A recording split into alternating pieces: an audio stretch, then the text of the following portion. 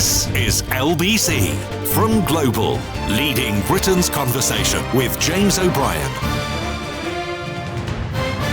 3 minutes after 10. Well, that was a particularly helpful news bulletin, wasn't it? I think we should all thank Nigel Farage there for providing us with an absolutely crystal clear blueprint of exactly what an irredeemably dishonest Vladimir Putin fanboy would have to say about events in the Oval Office on Friday. And the poor little fella couldn't even cover up the fact he's got absolutely no clue what's going on in the office or the mind of the man that he continues to pretend to be great pals with. Remarkable, really. But as we may find some time to discuss a little later in the programme, hardly surprising, Farage's record as the biggest cheerleader for Vladimir Putin and a former season ticket holder, of course, on the Kremlin-funded Russia Today television station, remains unchallenged in this country, although oddly not something he's picked up on quite as often as we might like. But it is two events on Friday that I turn your attention first. Extraordinary events. I'll just remind you, because I heard a couple of callers on Nick's show suggesting that the tactics, for want of a better word, on display somehow speak to a commercial genius or some sort of deal-making nous on the part of Donald Trump, the man you really need to talk to if you want to cite the art of the deal as evidence of some sort of deep understanding of issues is a chap called Tony Schwartz, who actually wrote the book, The Art of the Deal. There's some doubt over whether or not Donald Trump has even read it, but he's been saying for years, this goes back almost 10 years, I feel a deep sense of remorse that I contributed to presenting Trump in a way that brought him wider attention and made him more appealing than he is. And he goes on to share all sorts of details about how thin-skinned and pathetic the man is in reality and how much effort is put into creating this exterior image of a great businessman. I've lost count. Was he been impeached? Is it more bankruptcies than felonies or more felonies than bankruptcies? It's so hard to keep up, isn't it? More bankruptcies than impeachments and more felonies than bankruptcies. But hey, you keep bending the knee. And it was perhaps the refusal of Volodymyr Zelensky on Friday to bend the knee that explains why the Mango Mussolini, as some people like to call him, found it so inexpressibly impossible to maintain even the vaguest semblance of decorum. And then that journalist, Simon Marks, did us a solid on Friday, didn't he, when he told us about this new fella in the White House press corps who's been given a pass to the very front of the crowd, despite not really having any kind of pedigree or track record or particularly well-established audience. He's the partner of one of those truly strange Republican politicians, Marjorie Taylor Greene, who I think is the one who spoke about space lasers or something. I need to check, because sometimes you think you've imagined it, sometimes you think that a satirist has made it up, and sometimes you realise, no, that is Donald Trump's people. And that was the journalist that asked Volodymyr Zelensky about why he wasn't wearing a suit. A question which thankfully nobody asked Winston Churchill when he visited the White House during the Second World War in military fatigues. Ditto elections, of course. Anybody claiming that there should be elections in Ukraine ignores the fact that we didn't have any elections in this country between 1935 and 1945 for fairly obvious reasons, I would imagine. But if you are a plastic patriot, a pound shop Trump who cites the memory of Winston Churchill in order to support your own lies and jingoistic nonsenses, then why would you bother with simple facts like Winston Churchill's own wardrobe when he visited the White House as a wartime leader, or the suspension of elections being a norm during times of war? 7 minutes after 10. Jewish space lasers. Yes, she did say it. Thank you. I love my inbox, my crowdsourced inbox. What happened? 0345 6060 973. It's weird how quickly our latest chickens have come home to roost. You know that I used to have a little tin in the studio into which I had to put £1 every time I allowed the words "I told you so" to pass my lips. But it is getting a little bit ridiculous. 2 weeks almost to the day, we had a fit of the vapours about the deployment of the word appeasement. I spoke to Eleanor before we came on air, and at some length about, do we go there? I mean, it looks like appeasement to me. This was after J.D. Vance's speech at the Munich Security Conference, but it's one of those words that you're reluctant to reach for.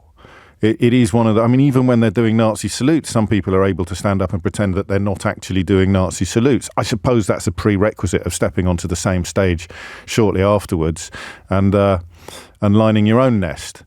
But we thought long and hard about using the word appeasement. And then we used it. And I think the second call that came into the programme that day said, it's not appeasement, James. And I thought, no, here we go. I'm probably going to get torn a strip off, probably rightly. It's actually alignment. It's worse than appeasement. It's much worse than Neville Chamberlain rolling over for Adolf Hitler in Munich in 1938. This is alignment. This is as if he came back from that conference and announced that he was actually on the same side politically as Russia. And just in case you think I'm exaggerating, it has taken 2 weeks for the word alignment to come out of the mouth of the Kremlin. 2 weeks for a gob on a stick on British radio to be worried about using the word appeasement, to be schooled, as is often the case, by a caller who described and explained exactly why it's worse than appeasement, it's alignment.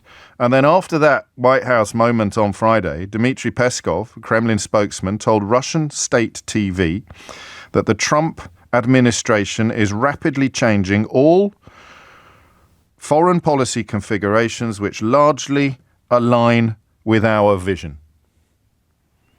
I'm not suggesting that listening to this program should be required, but my goodness me, it helps, doesn't it? At least to be less shocked by the turns that events then take. The actual Kremlin now describing US foreign policy as being aligned with or coinciding with, depending on what translation you prefer, with the interests of the Kremlin. That's it. I mean, there it is. But you keep pretending that things are otherwise. So we've also, the other thing I would point to as a little sort of quick nod towards, shouldn't be that surprised by what's occurred, is the difficulty and the danger of doing normal analysis. I said to you a few times last week that the tools you use to do normal political analysis have been broken. That the speed with which Trump lies, the speed with which he moves from one lie to the next, the inability of traditional media methods to pin him down. I don't think that there are any untraditional media methods with which you could pin him down. I can think of maybe 2 interviews where the journalist has successfully represented the interests of the people by not letting him spin from lie to lie to lie to lie.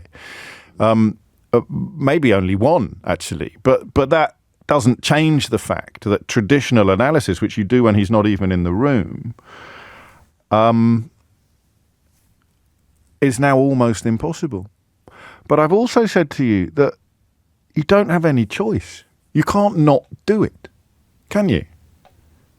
You can't turn it off. You can't look away. You can't ignore the obvious madness of these moments, because these moments are unfolding at the very top, in many ways, of what we still like to think of as civilized society. Volodymyr Zelensky, the century is only 25 years old, but I think it's fair to say he is the most courageous wartime leader of the 21st century. Does anyone have a problem with that? He's the most courageous wartime leader of the 21st century. And Donald Trump dodged the draft for Vietnam. They tried to pick him up on conscription. Poor old Zelensky. If English had been his first language, he'd have come back and said, no, not everybody has to fight at the front. Some people are excused military service because they have bone spurs. I'm not quite sure what they are, Mr. President. Could you possibly remind us? J.D. Vance, so cowardly that when he's finished abusing the man who is standing firm against the most murderous regime of the 21st century, he runs away from a crowd protesting with placards about him trying to go skiing in Vermont. These are toddlers. These are irate toddlers, and it is enormously tempting to look away, but you can't. And I work with the same tools that the rest of the media works with, albeit I've got a little bit more clarity on what's really going on, as I hope I've demonstrated to you with coverage of, off the top of my head, austerity, Brexit, Boris Johnson, Liz Truss, Donald Trump, all of these issues that many people still seem to see as two sides of a well-established coin, when there are not really two sides except right and wrong, truth and lies. But I can only work. I don't have like a secret language of questions that I can ask you. What happened in the Oval Office on Friday? What do you think happened? And by that, I don't mean remind me what you saw. I simply mean tell me what you think it represents. And it might represent nothing. It might be like trying to provide live commentary of the Let's Nail Some Jelly to the Wall championships, or to provide live commentary of an entirely random series of events. It might not mean anything. My early takeaway was that there's no earthly way that did not unfold exactly as it was intended to unfold from in the minds, if we can use such a word, of Donald Trump and J.D. Vance from the moment they sat down. They were there to give Volodymyr Zelensky a punishment beating. I mentioned at the outset that Nigel Farage has done us a great service this morning by showing us exactly what a Vladimir Putin apologist, a Kremlin tool in the middle of the Western world, would sound like when trying to describe the events in that office. And it is to the Kremlin that you turn. It was like a love letter for Vladimir Putin. I said to you after Vance gave that speech in Munich that I couldn't find a single syllable, let alone a sentence in that entire speech that Vladimir Putin would be anything other than delighted with. And the same could be said about the way that press conference in the Oval Office unfolded. It was as if Donald Trump, like a mangy old tomcat, was trying to catch a little bird so that he could drop it at the feet of Vladimir Putin, with J.D. Vance like the world's worst sidekick. Hideous humans, truly despicable human beings, treating the most courageous wartime leader of the 21st century, for many people, the Churchill de nos jours, with absolute and undisguised contempt. And then the hypocrisy is almost unpickable, isn't it? He didn't say thank you enough. Well, we know he said thank you countless times to America, but what was he supposed to be thanking them for? Things that had been done by Joe Biden, which they spent several minutes maligning and insulting the US president, elected, of course, by the US population. So insulting the US population as well. Donald Trump insulted the United States of America in terms in that office, and then whined about Volodymyr Zelensky not being grateful enough to him for the things that he spent much of that meeting maligning and misrepresenting, but whichever way you look at them, they were done by Joe Biden. So you see what I mean? Every thread I tug, the impossibility of applying traditional tools of analysis to what happened in that room, in that building on that day, fall apart. Oh, what did you think about the bit about saying thank you? Well, you can't ask that question because he has said thank you loads of times. And they were asking him to say thank you for things which they attacked, which they condemned. And they were asking him to say thank you to them for things that they didn't do. Well, all right, they would ask him to say thank you to the American people, but they insulted the American people by describing the last president they elected in such hideous and personal terms. What was it designed to achieve? Answer, maybe nothing. Maybe it was just an explosion of pre-adolescent fury. We talked on Friday about the toddler going limp on the supermarket floor, and your job is to try and get him up again. Keir Starmer got him up again on Thursday. Sorry, another pound in the tin, Keith. When I said to you on Thursday that it could all have fallen apart by tea time on Friday, even I wasn't expecting it to fall apart quite so completely, or indeed quite so on schedule. Again, if you don't like being shocked by turns of events, you should probably be tuning in at 10 o'clock every morning. But there it is. You can't. What do you do? What was it designed to achieve? It was designed to allow the mother of all man-children to vent his pathetic spleen. The grievances that came out at the end, the audacity of Volodymyr Zelensky not going along with the grift in 2019 when Trump wanted to make US aid contingent upon Zelensky becoming a sort of propaganda tool of his presidential campaign, his re-election campaign. And where does it leave us? Who the hell knows? If you want anything that you can take to the bank, at this point in history, you cannot turn away from the White House. You cannot, with Five Eyes, with military deployments, with nuclear capabilities and defences, with NATO still, for now at least, up and running, you cannot just cut ties. You cannot slice the umbilical. Starmer knows that. Macron knows that. They all know that. Trump knows that. Put in place the ability to do it as a priority, yes. But what happened in the White House on Friday? 0345 6060 973. Alan writes, Vance was asking Zelensky to thank Trump, not Biden. I know. To thank Trump for the things that Biden had done, which Trump had just insulted and maligned and misrepresented. And we're back to that place where there is truth and there is untruth. If you hold on to the truth, even if you are the only one, you will not go mad. But it's not much comfort being the only unmad person in a room full of mad people, is it? What do you do? How do you analyse something like that? It's like trying to analyse the cat herding championships. There's no rhyme or reason to any of it. And then that little voice, and I know that you're like me. I know you are. That little voice in the back of your head starts whispering, well, maybe there is some rhyme or reason. Not the like two-dimensional, ignorant search for rhyme or reason. Oh, it's the art of the deal. He's transactional. And then no one's ever got anything to add after those comments. Understanding things takes more than a single glib sentence. Something else Nigel Farage demonstrated rather wonderfully on this station this morning. The hollowness and the shallowness of glib sound bites and single sentence nonsenses when you're confronted with matters of seriousness and substance. But maybe there is. That little voice in the back of it. Maybe there is. Maybe there's a plan. Maybe he's up to something.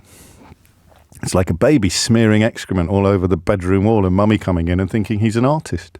Maybe he is. Maybe that's actually how Leonardo started. Maybe that's not just a ugly brown splodge. Maybe that's a tree or the face of God. Maybe. You can't help yourself. Maybe there's some rhyme or reason to it. And you have to come on the radio at 10 o'clock on Monday morning and acknowledge the possibility that you can answer the question about what happened in the White House on Friday. I'm going with tantrum. I'm going with orchestrated tantrum. I'm going with pathetic, Putin-pleasing, petulant, something else that begins with P, and then finally tantrum. And the bit that, even there, Putin-pleasing, so it's not random. It's not a complete tantrum. It was intended, but why? 0345 6060 973. It was humiliating, but why? 0345 6060 973. It was personal. It was petulant. It was pathetic, but why? 0345 6060 973. What do you reckon? 20 past 10 is the time. Your thoughts after this. James O'Brien on LBC. 2 minutes after 10, and you are listening to James O'Brien on LBC, where we want to know what happened in the White House on Friday. Do you need any reminders? Is it one of those stories where everybody will remember where they were when it happened? I'm a little bit embarrassed to tell you. I was playing Indiana Jones and the Great Circle when it happened, and it was only when I stepped out of the sitting room and bumped into one of my children that I realised something rather epic had happened, and she'd been watching it and I hadn't, but I caught up very quickly.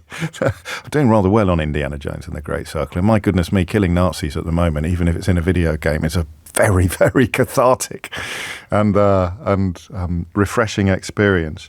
Do we need clips or do we go straight to the calls? Should we take a team view, Eleanor? Clips or calls? A couple of clips or straight to the calls? One clip. Okay, let's play clip one, the most fractious part of that Oval Office meeting when J.D. Vance decided, the man who not long ago wondered out loud whether Donald Trump would turn out to be America's Hitler. Well, now he is arguably America's Goebbels. Mr. President, with respect, I think it's disrespectful for you to come into the Oval Office and try to litigate this in front of the American media. Right now, you guys are going around and forcing conscripts to the front lines because you have manpower problems. You should be thanking the president for trying to bring it into this conflict. Have you ever been to Ukraine that you say what problems we have? I have been to. Come once. I've actually watched and seen the stories, and I know what happens is you bring them on a propaganda tour, Mr. President. Do you disagree that you've had problems bringing people into your military? And do you think that it's respectful to come to the Oval Office of the United States of America and attack the administration that is trying to prevent the destruction of your country? A lot of questions. Let's start from the beginning. Sure. First of all, during the war, everybody has problems, even you, but you have nice ocean and don't feel now, but you will feel it in the future. God bless. You don't know that. God bless. You will not have a war. Don't tell us what we're going to feel. We're trying to solve a problem. Don't tell us what we're going to feel. I'm not telling you. Because you're in no position to dictate that. That's exactly what you're doing. You're in no position to dictate what we're going to feel. We're going to feel very good. You will feel influenced. We're going to feel very good and very strong. You will feel influenced. You're right now not in a very good position. You've allowed yourself to be in a very bad position, and he happens to be right about it. From the very beginning of the war. You're not in a good position. You don't have the cards right now. With us, you start having cards. I'm not playing cards. Right now, you don't. You're playing cards. Mr. President. You're playing cards. Serious. You're gambling with the lives of millions of people. You're gambling with World War III. You're gambling with World War III. And what you're doing is very disrespectful to the country, this country, that's back to you, far more than a lot of people said they should have. Have you said thank you once? This A lot entire of meeting? times. No, in this Even entire meeting, today. have you said thank Even you? today. You went to Pennsylvania and campaigned for the opposition in October. Offer some words of appreciation for the United States of America and the president who's trying to save your country. Please, you think that if you will speak very loudly about the war, you can... He's not speaking loudly. He's not speaking loudly. Your country is in big trouble. Can I Wait a answer? minute. No. You've done a lot of talking. Your country is in big trouble. I know. You're not winning. You're not winning this. You have a damn good chance of coming out okay because of us. Mr. President. I mean, it doesn't work, does it? Even saying he's not shouting, he's not speaking loudly, and everyone has just heard him shouting. Everyone has just heard them talking over Zelensky. Van's trying to make a point about conscription in Ukraine. There is conscription in Ukraine. There was conscription in America during the Vietnam War. It was called the draft. Donald Trump literally dodged it. You see what I mean about the truth just not biting, not landing. And up next, Nigel Farage to stick up for Donald Trump and attack Volodymyr Zelensky's wardrobe choices. The world's gone completely bonkers. The only thing that's surprising is how many people are complicit in it. So what happened on Friday? 10:27 is the time. Simon is in Southampton. Just to kick things off, Simon, no pressure. Morning, James. Hello, mate. This, in my opinion, this is a lot darker than what is being spoken about. Oh, give me a chance. Before I, if you would allow me, before I get to my point about what I think happened on Friday, I just wanted to raise your awareness as to something else that's bobbing along in the background of all of this. Have you heard of the 14 words? No, but remember, it's 27 minutes after 10. I've got the news at past, and Sure. So go on then. Right. The 14 words is coined by a white supremacist, David Eden Lane in America. Yeah. And the 14 words come in two parts of 14. First one is, we must secure the existence of our people and a future for white children. And the second one is, because the beauty of the white Aryan woman must not perish. I am, now you mention it, familiar with both of those phrases. Briefly, Simon, what happened in the White House on Friday? Well, I think that it was definitely planned. There was also a TASS. I've read. I know. I mean, the live feed was available to all media organisations all over the world. So it's not that surprising that TASS were in the room, and perfectly possible that they had access to the same live feed that everybody else had. But in terms of, and listen, no hard feelings. Your inability to answer the question that I'm asking is perhaps evidence of the point I've been making about how hard it is to answer. But we need to try. We need to try to understand what the plan was. The answer will probably be unerringly simple. It was a love letter to Vladimir Putin. It was an accommodation of the Kremlin. The Russian talking points that were introduced were textbook. I mean, it was absolutely extraordinary, up to and including a point you might have missed, a little bit you might have missed, which was him talking about how unfair things have been for Putin. In the context of US-Russian relations over the last 5 years, the American president coming out and saying, won't somebody feel for Vladimir Putin, is a moment of almost unbelievable absurdity. More of your answers to the question, or not, of what on earth happened in the White House on Friday. 0345 6060 973. Thomas Watts has your headlines. James O'Brien on LBC. 10:33 is the time, and the nature of events is such. We may have, breaking news in the course of today, the deal that France and the UK, Starmer and Macron, are putting together, they then present to Trump for Trump's approval, because that's the bit that perhaps some people struggle to swallow. I know I do. You cannot go it alone at this point in history. Phillips O'Brien, a professor at St Andrews University, describing to us on Friday the necessity of being able to do it, but not agreeing necessarily on the ability to do it now. But there it is. So this story is very live, which makes the events of Friday unbearably relevant. What do you think happened? Wendy's in Sandhurst. Wendy, what would you like to say? Well, it's another little quote for you, James. It's just a quick one. It's just 5 lines. It says, "The less talent they have, the more pride, vanity and arrogance they have. All these fools, however, find other fools who applaud them." And that was written by Erasmus in 1509, and nothing's changed really, has it, James? Well, I think, you could probably knock 1,000 years off the clock and find something from the Greeks that hit the money pretty much, hit the nail pretty squarely on the head as well. Do you find that, before we get on to the thrust of your call, just by way of mutual therapy, Wendy, do you find that comforting? Do you find the idea that humanity has been here before and come through and will be here again? Do you find it oddly comforting?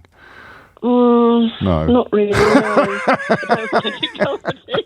I find it scary. Yeah, well, I remember I asked Ian Hislop once, who's fast becoming the only journalist in this country that I still look up to. I asked Ian Hislop once how he coped as a tireless chronicler of the absurdities and a clear-eyed critic of the worst of it, from Johnson to Brexit and the rest of it. And he referenced the classics. Oddly, he said, "I cope because I'm a classicist. I know that we've watched it, we've counted them in and we've counted them out before, but sometimes that doesn't quite touch the sides." What do you think happened on Friday, apart from the Erasmus representation? Well, I mean, it was a setup, wasn't it? I think it was schoolyard bullying. And it started with a pathetic little suit comment, and then off it went. Vance got stuck in. Why? What was it designed to achieve? I don't know. No. I don't know. It's like children. Yes. I don't know what it was meant to achieve, apart from embarrassing. Or the things, maybe it was meant to achieve the things that we know it did achieve. The Kremlin is delighted.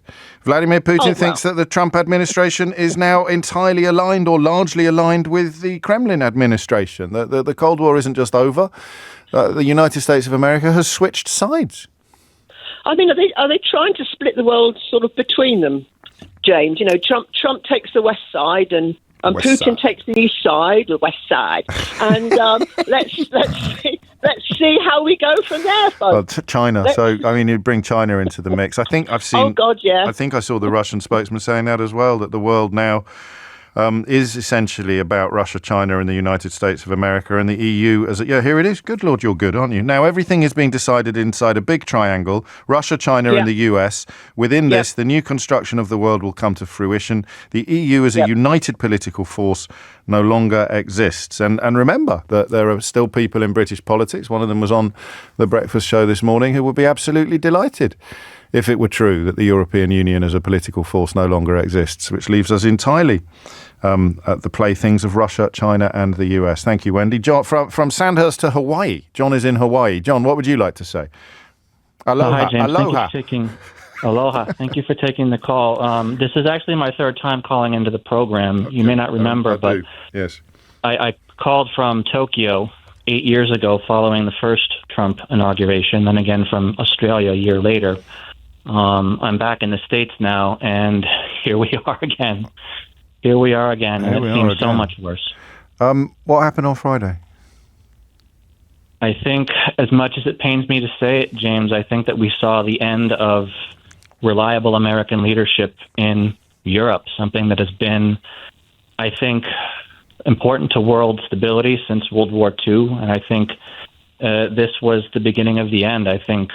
I did not think I would live long enough to see such a display of undiplomatic behavior from a sitting American president. But again, here we are. What do you think it was designed to do? And I've bored everybody rigid with my sort of get out clauses and caveats on over-analysing or using traditional tools. But it didn't look organic. It looked like Vance was primed to do what he did with a little bit of improvisation. The stuff about thank you was obviously improvised because Zelensky could have said thank you again for the umpteenth time at some point if he was allowed to get a word in edgeways. So what do you think it was designed to do? It couldn't have just been an entirely random explosion of pre-adolescent fury. Or could it?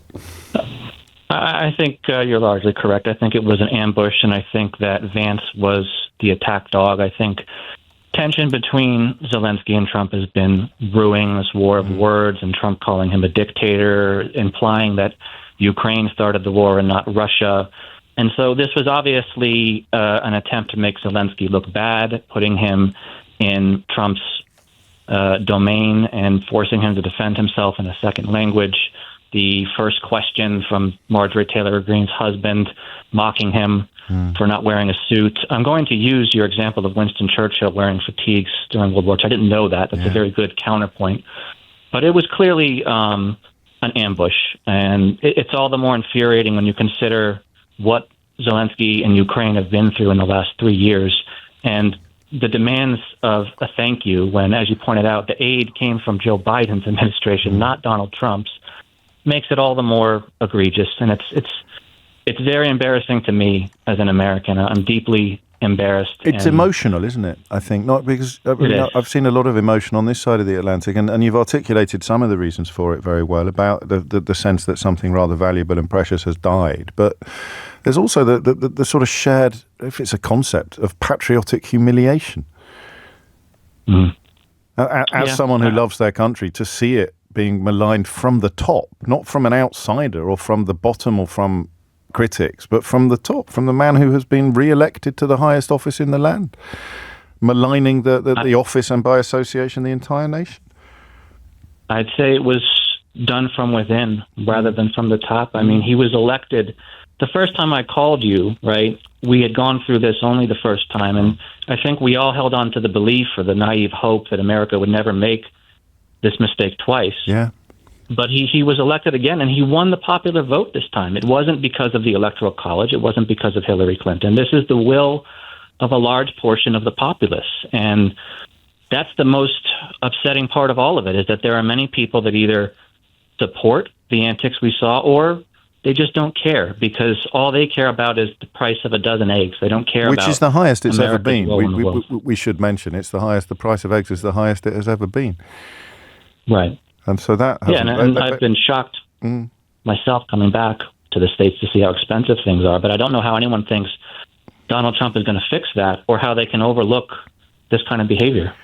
Thank you, John. It's quite a hat trick. Maybe one day you'll ring me on a day where the news for the United States of America is good and we can clink some metaphorical glasses together, because speaking of clinking glasses, I tell you what, if the cellars beneath the Kremlin are not running low on champagne at the moment, then I'm a giraffe. It's coming up to 10:42. And speaking of the Kremlin, it's always important, whatever side of a dispute you're on, the right side or the wrong side, to focus on the facts. The story about TASS, the Russia's state-owned news agency, is interesting, but it's not quite what has been represented on a lot of anti-Trump social media. So for reasons that remain unclear, a state media reporter did gain access to the Trump-Zelensky meeting. I mean, how carefully policed these permits are, I do not know, but the idea that you could get into that room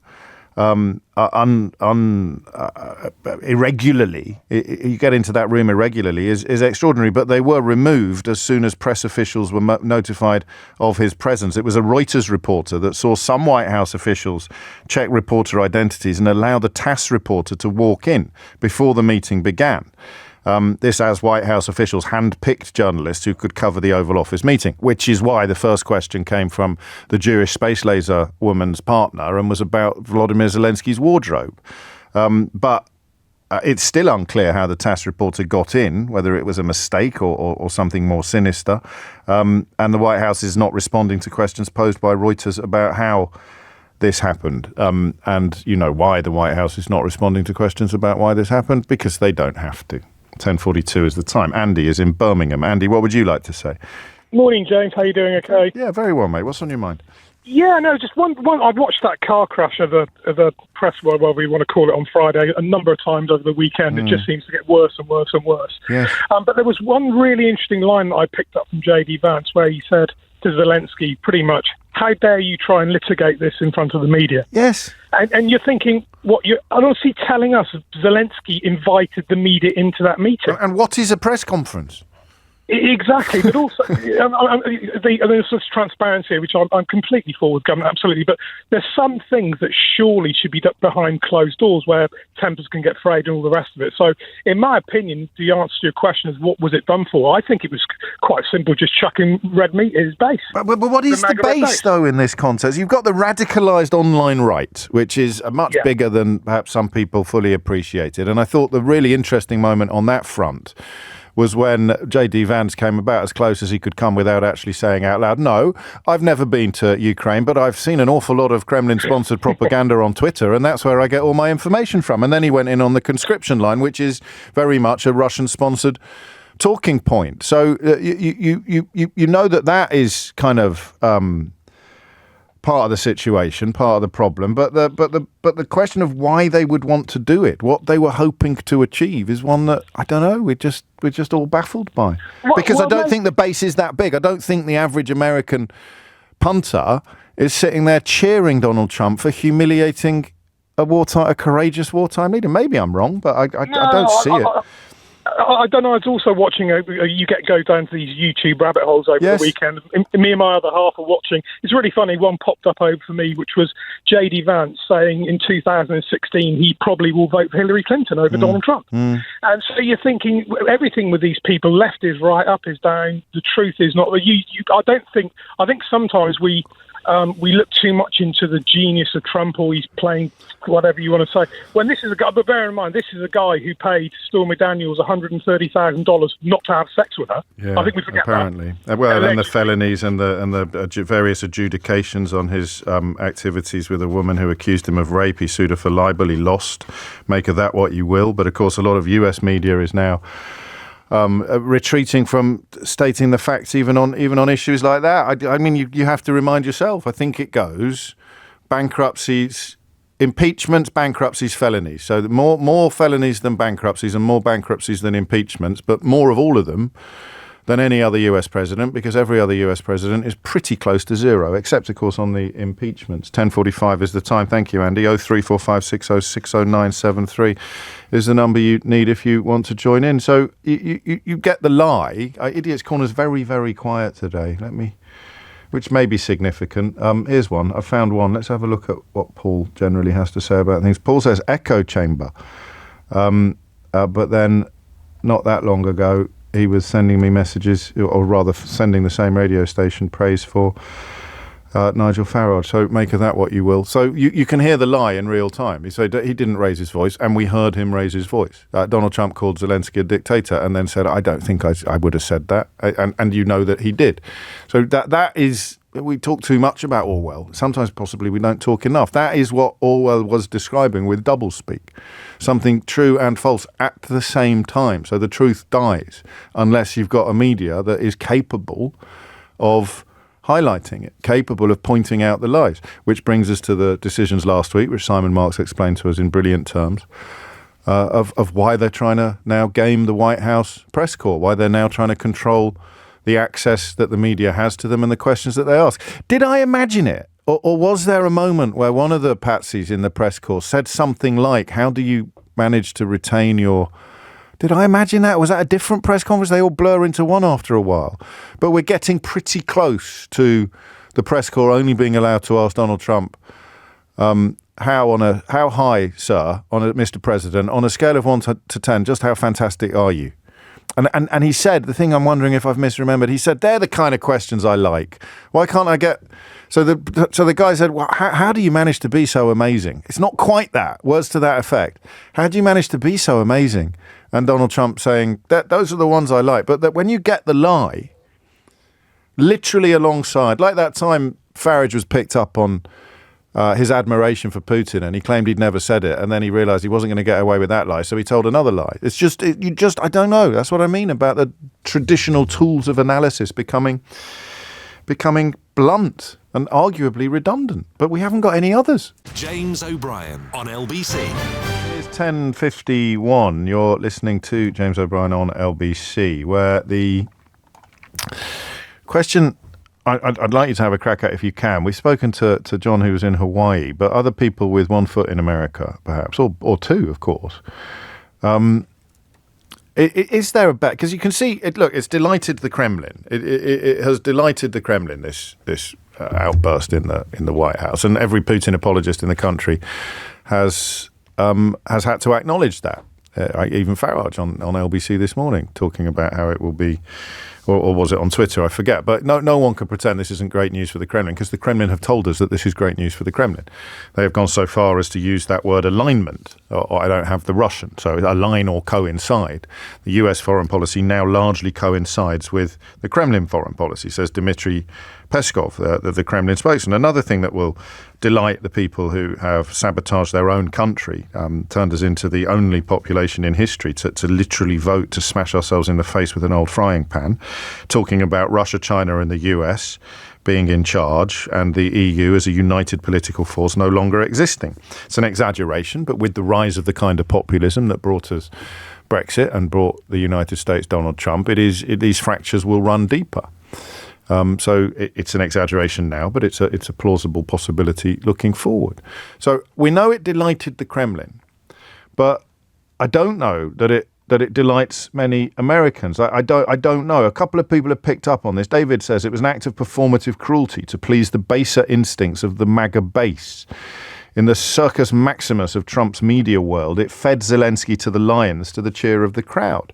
And of course, we know that the line between Trump's media and Kremlin propaganda isn't just perforated, it's disappeared entirely. The civilized world needs to arm Ukraine to the teeth, use that $300 billion in frozen Russian assets. I saw some movement on that over the weekend as well. Again, something that, if you've been listening to this program, you'd have been a little bit ahead of the pack on, because Sir Bill Browder has been campaigning on that front for an extremely long time, and he's always very gracious in with his time when it comes to filling in us on developments in that field. But is there an American public for whom this plays well? Do they watch Trump and Vance bully and humiliate Zelensky with a bunch of chuntering chimpanzees representing the media in the room and feel somehow empowered, emboldened? This isn't a rhetorical question. I'm thinking they mustn't they? I can't understand why. How do you watch that happen and feel better about your leader or your country? That's the bit we don't know. If you can give us some insight into that. As far as I could tell, even Fox News was pretty critical about Trump's conduct. But, of course, Fox News is now Marxist left-wing mainstream media, according to the kind of hat stands that populate social media and Kremlin-sponsored news outlets. So I don't know. Is it just the Kremlin, or does it delight people at home as well? Jess is in Manchester. Jess, what would you like to say? Morning, James. Hello, Jess. Really nervous. I normally listen on catch up, so it's really wild to be chatting to you today. It's lovely to hear your voice. Don't be nervous. It's only me.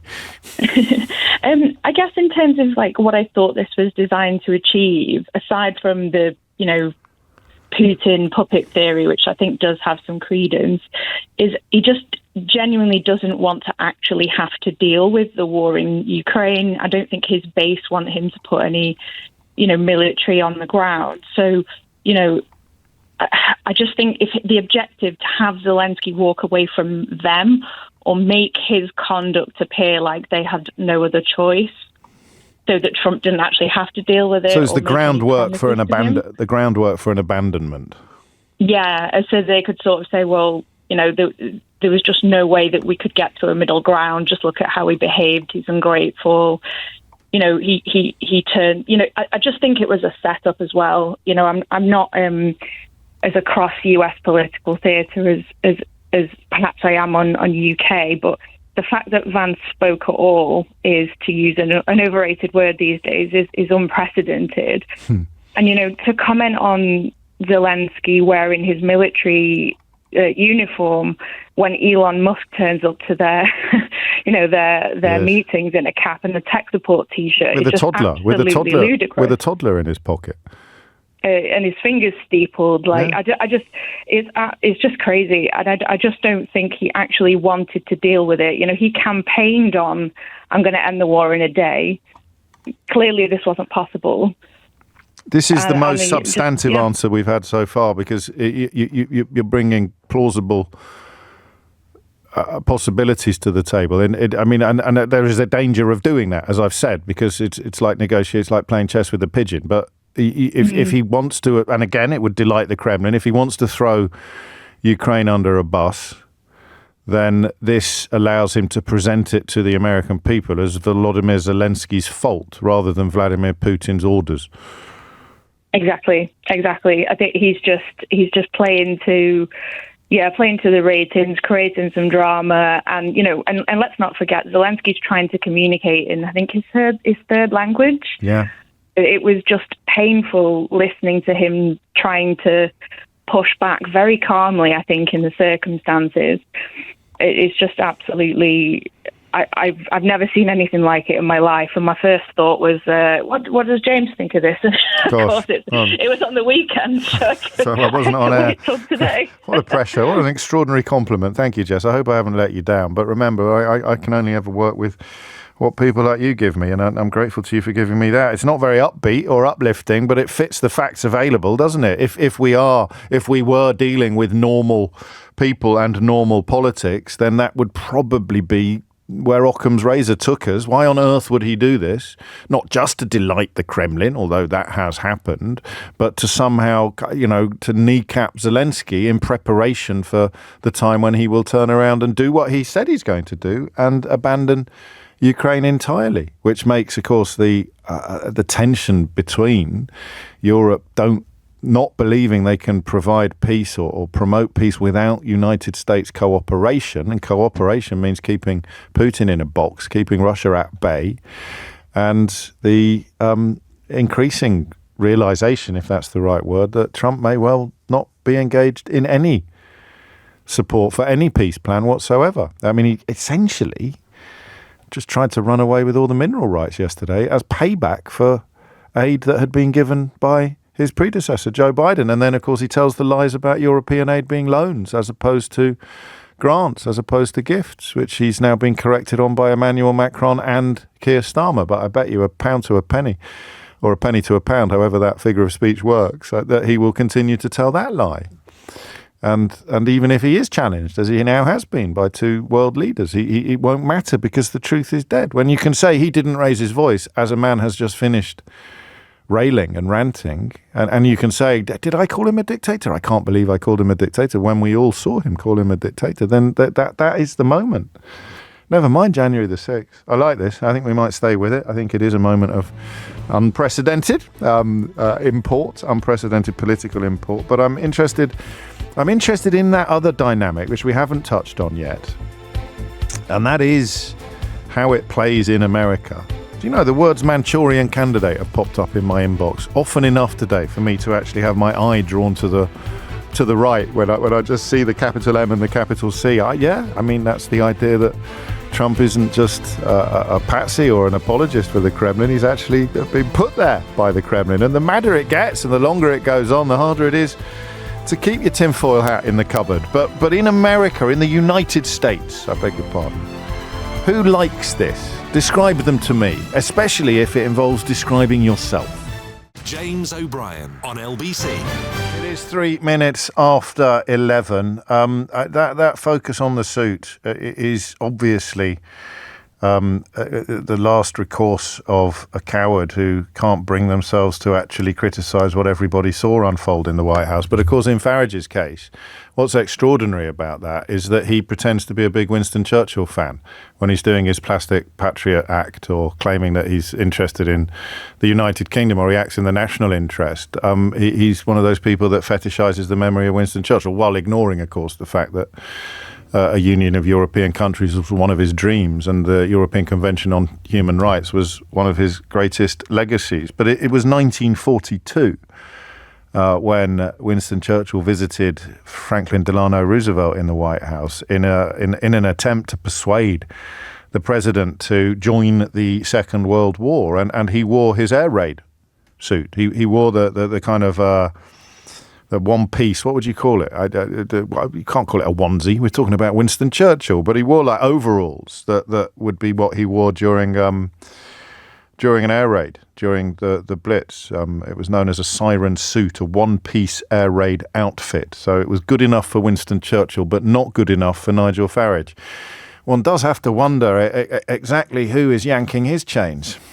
The European Union provoked the conflict through our territorial expansionism in the Ukraine.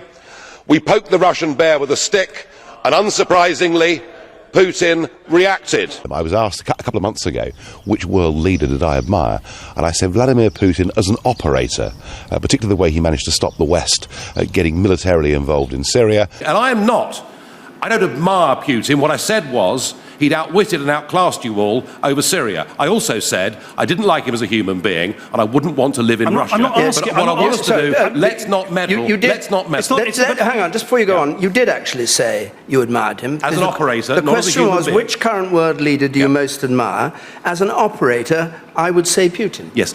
You can like or dislike Vladimir Putin, and I wouldn't want to take him to see my mum for tea on a Sunday afternoon, I've got to tell you. But he is a very canny, very sharp, very clever political operator. A boiler suit, I think, or dungarees. But there it is. So you hear Trump say, did I call him a dictator? I don't think I called him a dictator. And you hear him say he didn't raise his voice to you when we've all heard him raise his voice. Farage, like the little pound shop version of the same sort of tragedy. They're trying to get away with saying, I never said I admired him. I never said I admired him. When he did, we know he did. In the previous clip, he said I did. And, we don't have many David Dimblebys anymore. I can't believe anyone would interview Nigel Farage at the moment without reminding him of his Vladimir Putin cheerleading. And yet here we are. It's there. It's on tape. It's on record. He has spent years parroting Kremlin talking points with regard to Ukraine, taking checks from Russia Today, which was a Kremlin-funded propaganda channel, and continuing to cozy up to Kremlin talking points and, of course, shill in this country for the man who now stands described by the Kremlin itself of having aligned US foreign policy with Russia's. The same spokesman, Dmitry Keslev, saying now everything is being decided inside a big triangle, Russia, China and the US. Within this, the new construction of the world will come to fruition. The new construction of the world will come to fruition. But these are the racists who told us to be worried about a new world order that was going to be brought about by bending the knee, taking the knee for Black Lives Matter or pronouns or something. That was going to be all part of the new world order, right? But now the Kremlin is literally describing the United States as being part of a new world, the new construction of the world that will come to fruition. And guess what? The EU as a united political force no longer exists, they said. And what sort of a Lord Haw-Haw would be cheering the idea of the United Kingdom being out in the cold at a time of a new world order being redrawn?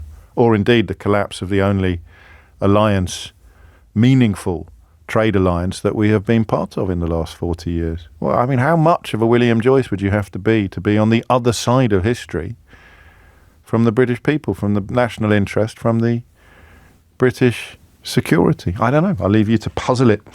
7 minutes after 11 is the time. Rosanna is in Hammersmith. Rosanna, what would you like to say? Hi, good morning, James. I'm sorry, I'm terribly nervous, so if I get touched, I do apologise. No, well, of course, and I'm sure you won't, but don't worry, you've got all the time you need. Okay, well, what I wanted to say, firstly, we are not dealing with principled people here. I know people like to make excuses for Trump and his cabinet, but these are people that will flip-flop whichever direction the wind blows. They really are all about their own survival. I think what has happened is we are dealing with people who have reached such a level of wealth and power to the point where nothing is of meaning anymore. It's like reaching the top level in a video game where you've actually beat the game. You have now conquered the top level. Then it's over, and you've worked so hard to get there. And then what? And then there's this nothingness. What they're left with is pandering to the lowest instincts. And they are. Well, I'll tell you what's left. What's left is adulation. Yes, but at this point, they are insatiable. This is not about reaching a goal. There is something so broken in those people that nothing will ever be enough. It's like an insatiable monster. And I don't think, and people say maybe Russia has some compromise on him and this. I don't believe that is the case. I believe greed is what drives him. Maybe Trump Moscow Plaza and some other, like the rarest, most wonderful promises of even greater wealth. I mean, again, this applies to Musk as well, doesn't it? How can you be the richest man in the world and not be satisfied, not be content? And I don't know, is it more wealth? I mean, you can finish a video game and then you can go and play it again until you've unlocked every single achievement, as you say, and you've collected every single Easter egg, and it is literally finished. It's over. The game is done. And yet the emptiness sets in. Yeah, and the emptiness is still there. And you have the moment of triumph, and then what? And then what is the next thing? So it's finding something to feed that hunger, that lack of inner happiness, that lack of something so broken inside, to reach that high, to become that successful, to have that much drive, to have that much audacity and moxie to do whatever you have to reach that level of success. Something is driving one that is more than a desire for good. It's a hunger. It's appeasing that beast inside, that something is so damaged. And it quiets it for a while. There's the high, that satisfaction, that joy, the pleasure. But then that goes down, and then you need to feed it with more and more. And then when you've reached the pinnacle, then what? There's nothing more left. So at this point, what they're doing is they're just settling scores. They know there are no consequences. That's it. They have reached the ultimate level. And he said before he entered the White House, I mean, he was going to do all these things. Yes. He's not. Democracy died the day he set foot at the White House this time. That was it.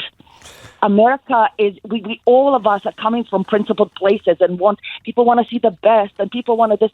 No, people have to look at things as what they are. And he's pandering to people who are like him. And sadly, there are far too many people out there who are like him, who maybe buried those dark instincts. But they now have a voice. They now have a leader. They now have, they've been emboldened and empowered to speak out and rejoice and going, see, I knew it. I wasn't the one that was wrong. Look at all those suckers. He doesn't want to stop the killing. He couldn't care less. He actually looks at conscripts as the suckers they were not clever enough to get out of military service. Yes. He has no respect to veterans. He has no respect for weakness. And there is no more. The hunger will never be satisfied. There is no end. Which is why we must align ourselves.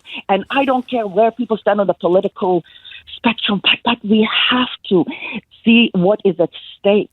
I remember yesterday there was a call to Ali Miraj, a woman named Catherine, and she was speaking about, well, we should have a referendum, and we should be asked what we think, and blah, blah, blah, blah, blah. And it's like, Seriously, we look at the position we're in because we ask people what they think. Some people who should not have more power than voting. What color M&M should be in the next package? And yet, here we are. I thought you were worried about being tongue-tied. Sorry, ADHD. Don't apologise. I was beginning to wonder whether I was going to get a word in before we actually hit the 11:15 break. And an awful lot of what you said will resonate with an awful lot of people listening. That ravenous hole, that hole that can never be filled. But in the context of what happened on Friday, how does that analysis marry to the events in the Oval Office on Friday? Because it speaks to perhaps a deeper existential malaise at the heart of Trump and Musk. But what happened on Friday? Oh, that was very clear. I mean, the thing is, Zelensky is very principled.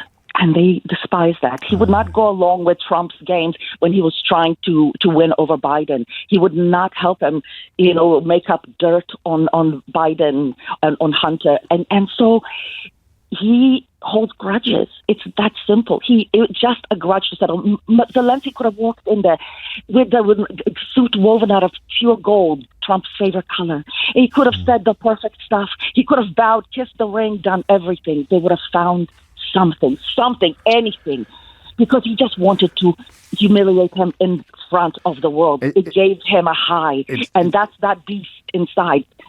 And the absolute hatred of what what Zelensky represents. Zelensky, like Churchill, is no messiah. You know, he's not a perfect, infallible human being, but he is a courageous war leader, and Trump can never be that. Trump can never be that, and he represents something that they know they can never have, which is how they can do the double speak. You know, they can talk about Ukrainian conscription and ignore the Vietnam draft, let alone the efforts by Donald Trump to dodge it, the successful efforts by Donald Trump to dodge it, because the truth doesn't matter when you're playing the game that you describe, when you're feeding appetites that aren't rational, when you can't reason people out of positions that they weren't reasoned into. So it was just about, do you think, I mean, this is, I don't want to say grounds for optimism, but nothing ever lasts with him, does it? He can be your best friend on Monday and your sworn enemy on Tuesday, and then your best friend on Wednesday again. It's humiliating to watch people like Marco Rubio dance on the end of his strings. But in a way,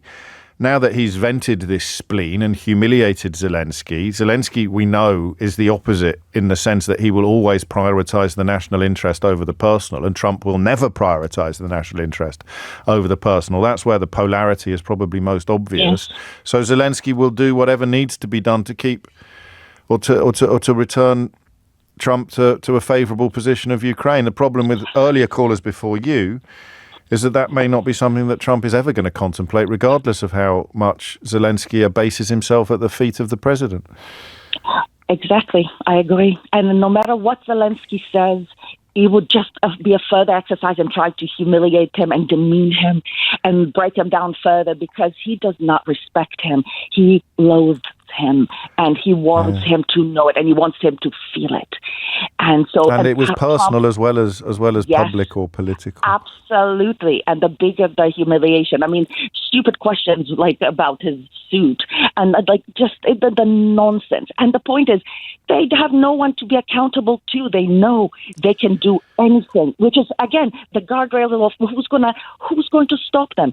The game is over. That's it. They've won. They are now achievements unlocked. And I still feel empty and hollow. And I know I'll never be half the man that Volodymyr Zelensky already is. And therefore, I'm going to try to humiliate him in front of a hand-picked audience with the assistance of my patsy of a deputy who not that long ago called it more or less correctly when he worried out loud that I might turn out to be America's Hitler. And this is all on the record. None of that is opinion, what I've just said. Rosanna's call touching an awful lot of you very, very powerfully, because you perhaps need to park your resistance to hyperbole. I spoke a lot last week about normality bias on one side and a fear of hyperbole on the other.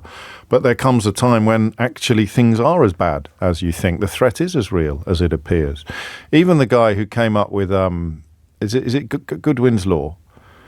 The guy who said that on the internet, any argument will eventually reach the point where one side accuses the other side of being Hitler. Well, Goodwin himself came out when Trump was running for president the first time and said, hey, this doesn't apply in this case. You make these references, you point out these parallels. Don't use my law to pretend that is hyperbole or that is an exaggeration. Thank you. It's 11:17. James O'Brien on LBC. Godwin, not Goodwin, for goodness sake, or for godness sake.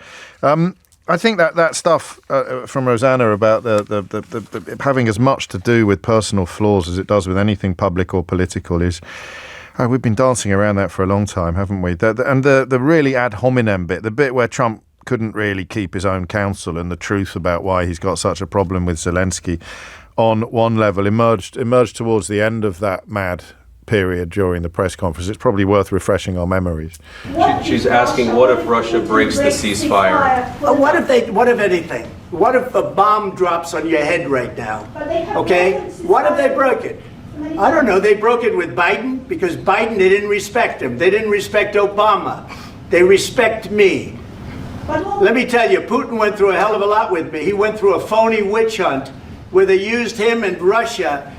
You ever hear of that deal? That was a phony Hunter Biden, Joe Biden scam. Hillary Clinton, Shifty Adam Schiff. It was a Democrat scam. And he had to go through that. And he did go through it. We didn't end up in a war. And he went through it. He was accused of all that stuff. He had nothing to do with it. It came out of Hunter Biden's bathroom. It came out of Hunter Biden's bedroom. It was disgusting. And then they said, oh, the laptop from hell was made by Russia. the 51 agents. The whole thing was a scam, and he had to put up with that. He was being accused of all that stuff. All I can say is this. He might have broken deals with Obama and Bush, and he might have broken them with Biden. He did, maybe. Maybe he didn't. I don't know what happened. But he didn't break them with me. He wants to make a deal. I don't know if you can make a deal. The problem is I've empowered you to be a tough guy. And I don't think you'd be a tough guy without the United States. And your people are very brave. But you're either going to make a deal or we're out. And if we're out, you'll fight it out. I don't think it's going to be pretty, but you'll fight it out. But you don't have the cards. But once we sign that deal, you're in a much better position. But you're not acting at all thankful. And that's not a nice thing. I'll be honest, that's not a nice thing. All right, I think we've seen enough. What do you think? What's this negotiation?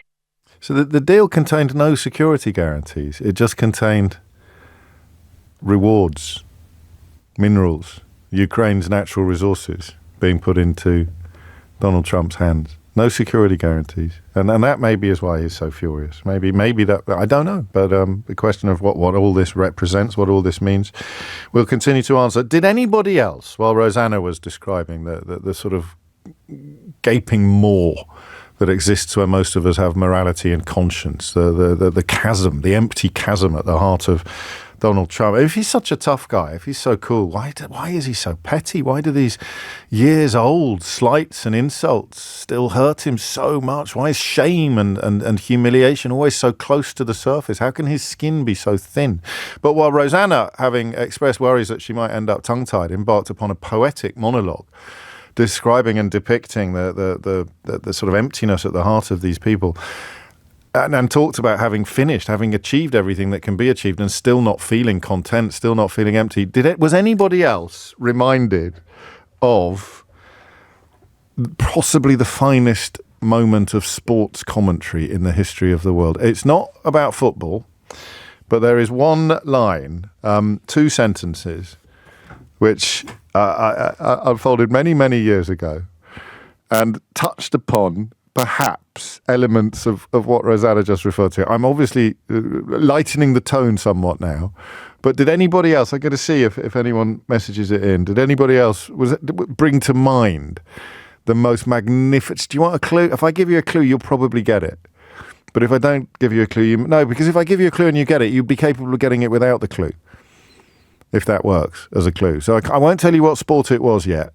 But when Rosanna was talking about somebody who has achieved everything that's possible and doesn't know what to do next, I was reminded of my favourite line of sports commentary ever. Let's see if anybody gets it, okay? You can text it to 84850 or WhatsApp it, in fact, to 0345 6060973. John's in Long Island in New York. John, what can you tell us?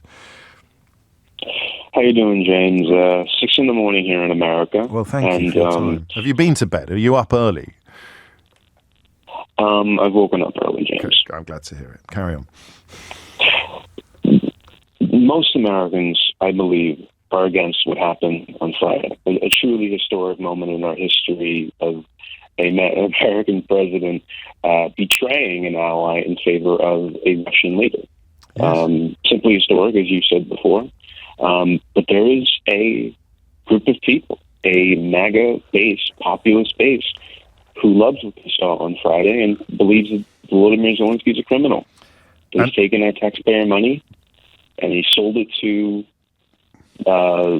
drug cartels and Hamas, unproven theories that has gone around too far. And so I use the phrase radicalized online right. It's probably not strong enough, the phraseology. It sounds a little bit too mild, but they believe the Kremlin-sponsored propaganda or people who are just doing it for clicks and money. They believe the lies that populate the platform that Elon Musk bought and other platforms.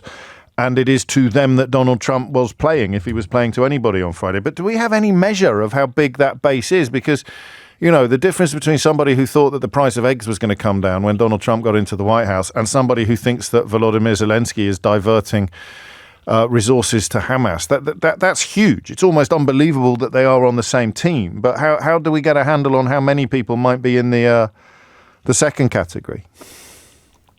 It's hard to tell. I mean, there's not going to be any polling on it. It's been 4 days, but sure. I can't come up with any sort of no, and that's part of the problem. How is it being reported? How is the? I mean, I think I saw Fox being pretty negative, pretty critical of Trump's behaviour. I mean, if you're talking about the Brett Baier interview, he's not very good, but he's much better than the other people they have on there. So I'm unsure. I see. So that's a bit of an Jesse Waters on it. Yeah. Jesse Waters and Lady Flock would have said, but most American media is against it. Even the New York Post, even kind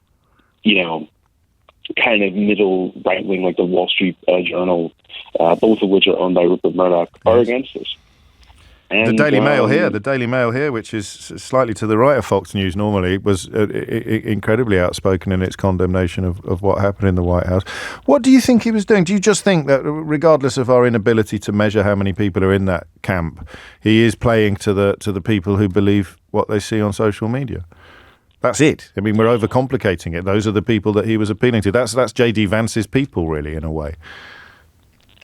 I think that there is this belief among Donald Trump, and part of it is true, is that he can pull the Republican Party anywhere. Yeah. And he's done it already.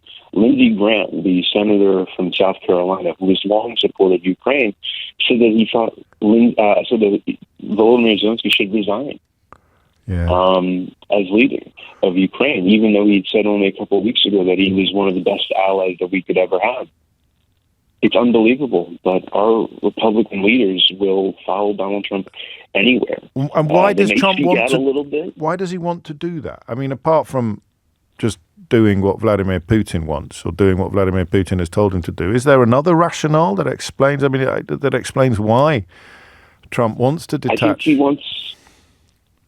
he wants the Nobel Peace Prize. I think Obama won it. I think he wants it. And I think he will be loved among history if he ends this war, as he loves to say, even if it means completely betraying an ally. Unlikely to win the Nobel Peace Prize if you hand Ukraine to Vladimir Putin, or you end up allowing him to keep the advances that he made. But you never know. And yeah, I mean, Occam's razor, in the absence of anything else.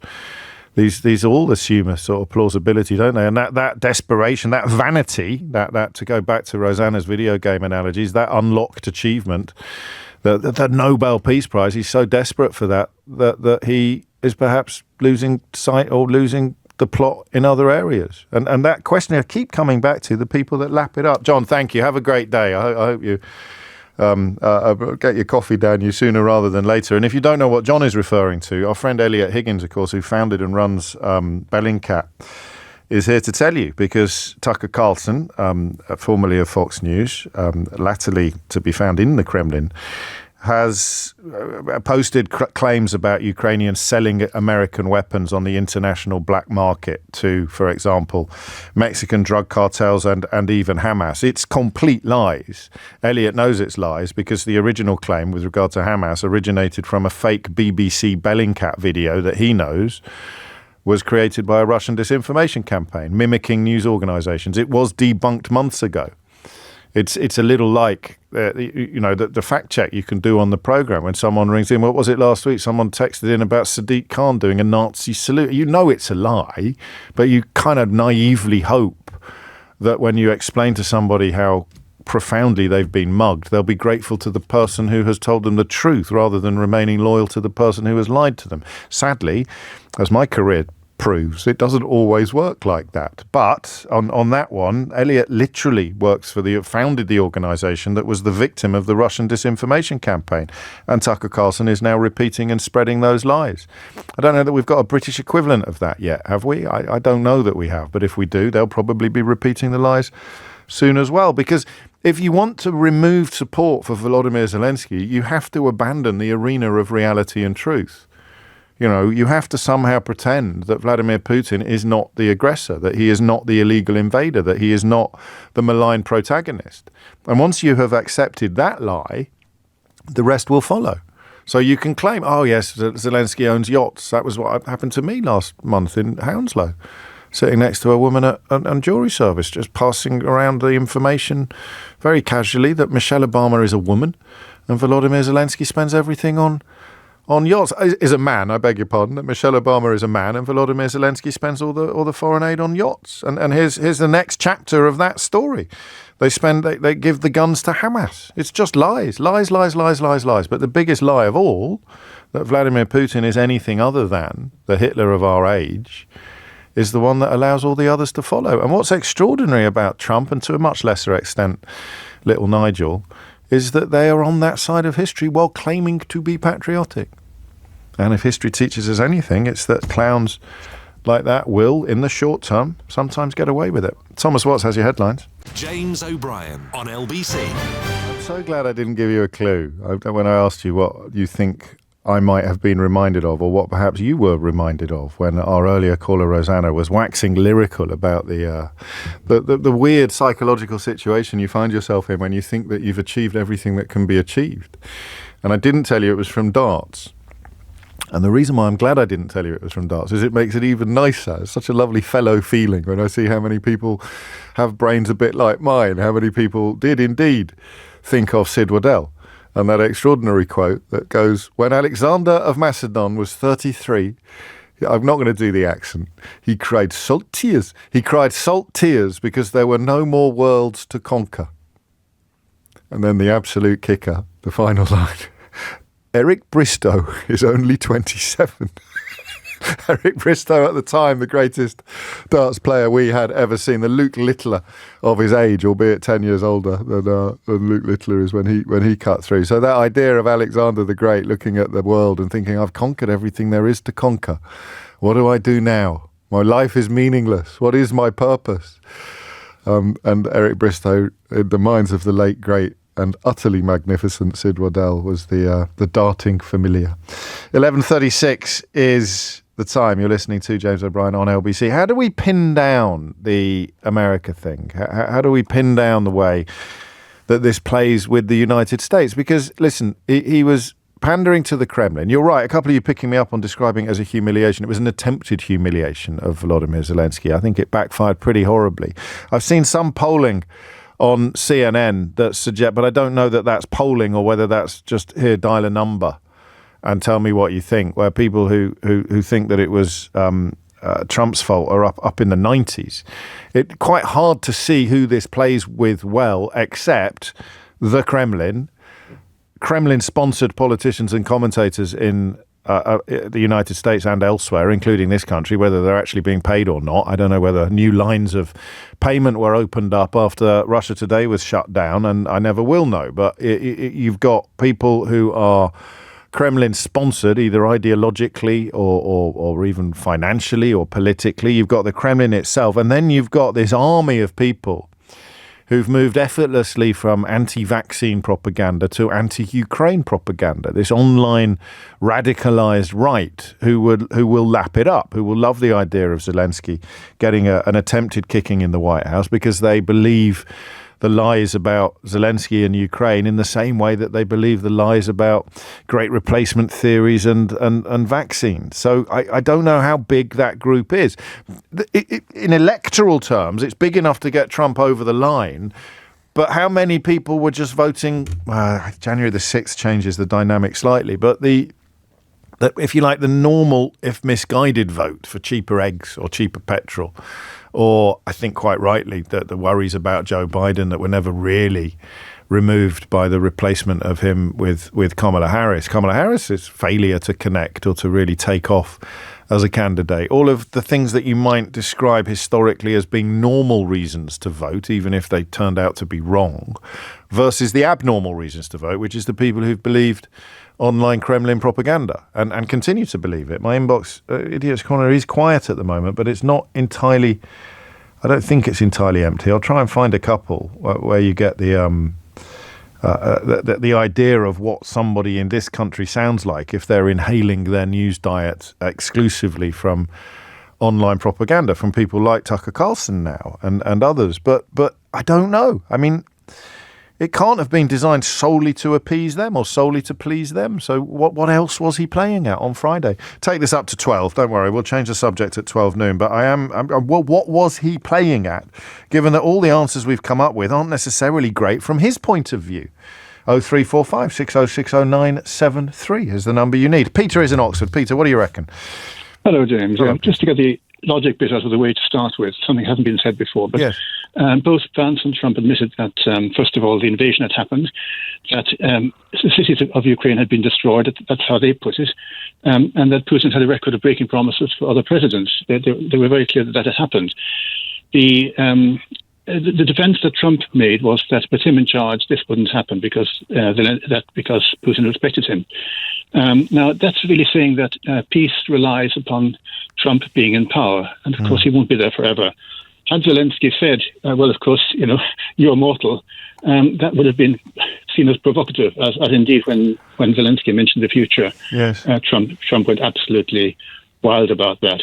The other bit that I suppose completely lacks logic is all this talk about raw earth. I don't know if you picked up on that, but raw earth is a building material used in ancient times and still used, I think, in some hot countries. But it's nothing at all to do with what the. I think it's become a figure of speech for valuable rare minerals. Yes, it's rare earth, not raw earth. Yes. And what I'm saying is that Trump doesn't actually know what he's talking about.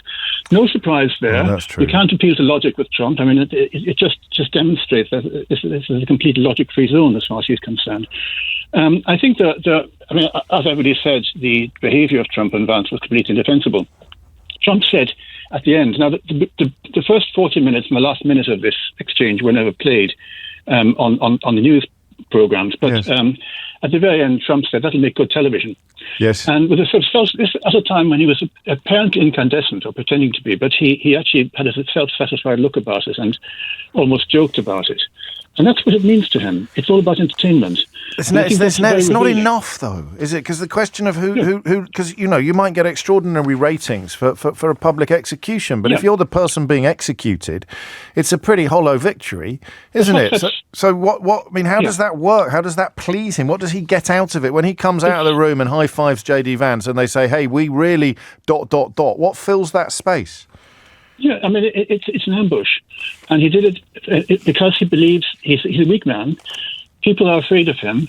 They're afraid to put it wrong. I mean, you probably saw the slightly concealed look of terror on the faces of Macron and Starmer when they spoke to Trump and were terrified of doing what actually Zelensky did. Triggering a tantrum. They really didn't want to trigger a tantrum. And they really didn't want to do that. That's why people are terrified of him. That's what he relies upon to maintain his power, and that's a sign of weakness.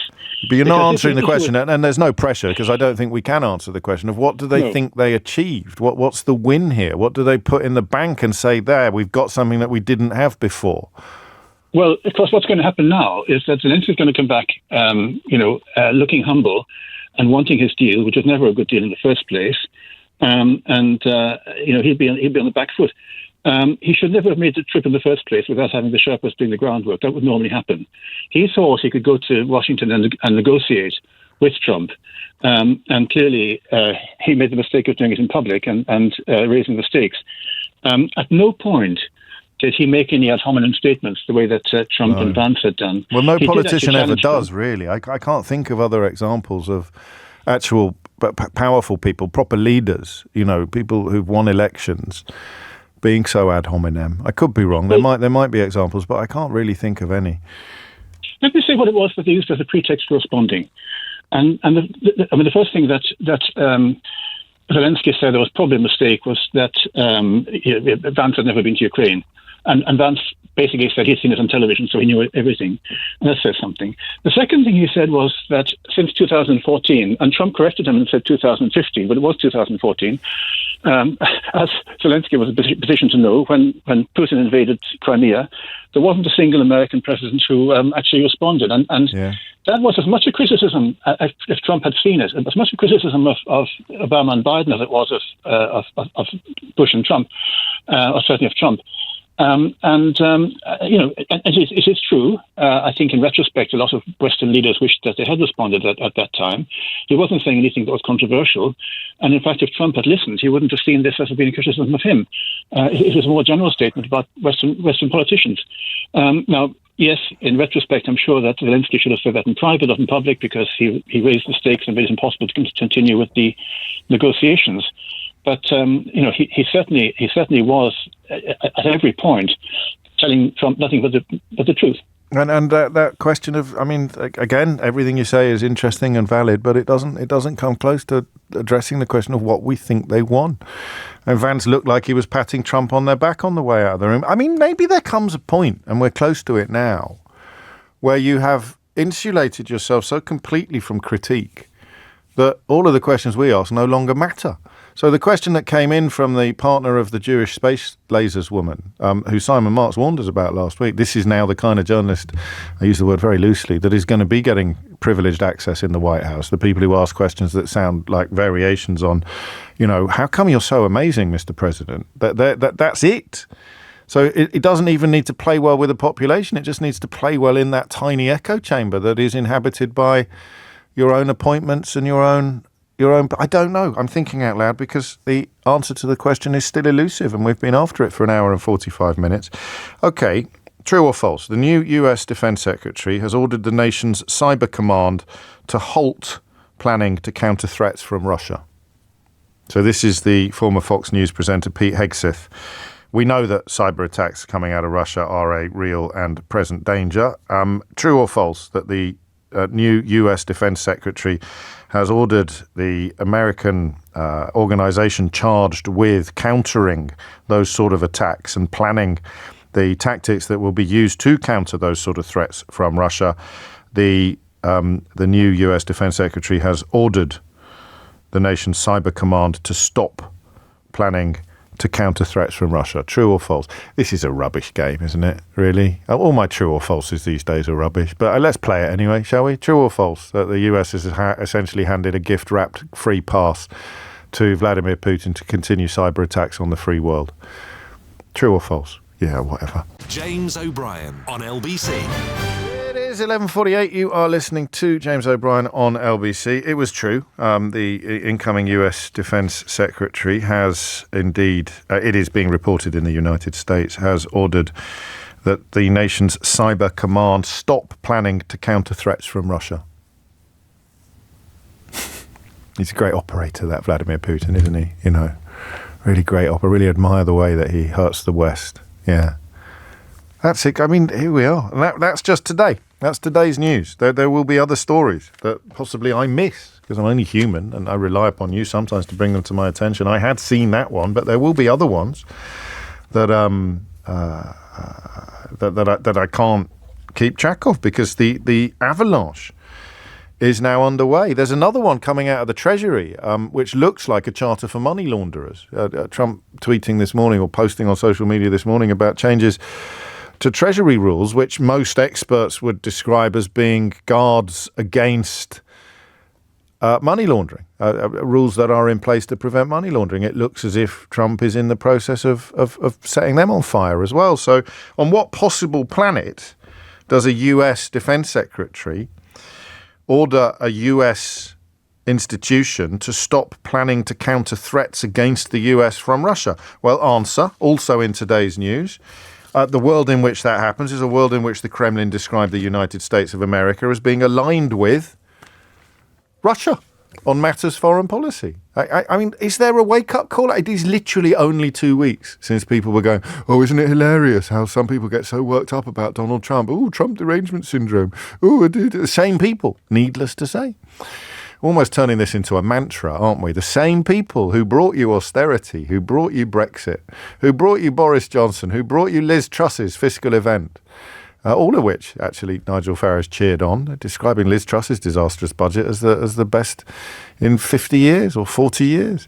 It's almost like these people haven't got the first idea what they're talking about on any subject whatsoever. But don't worry, because they'll be rude about foreigners in a minute and you'll forgive them everything and carry on waving your funny little made in China flags. So it's all there, and yet they still do it.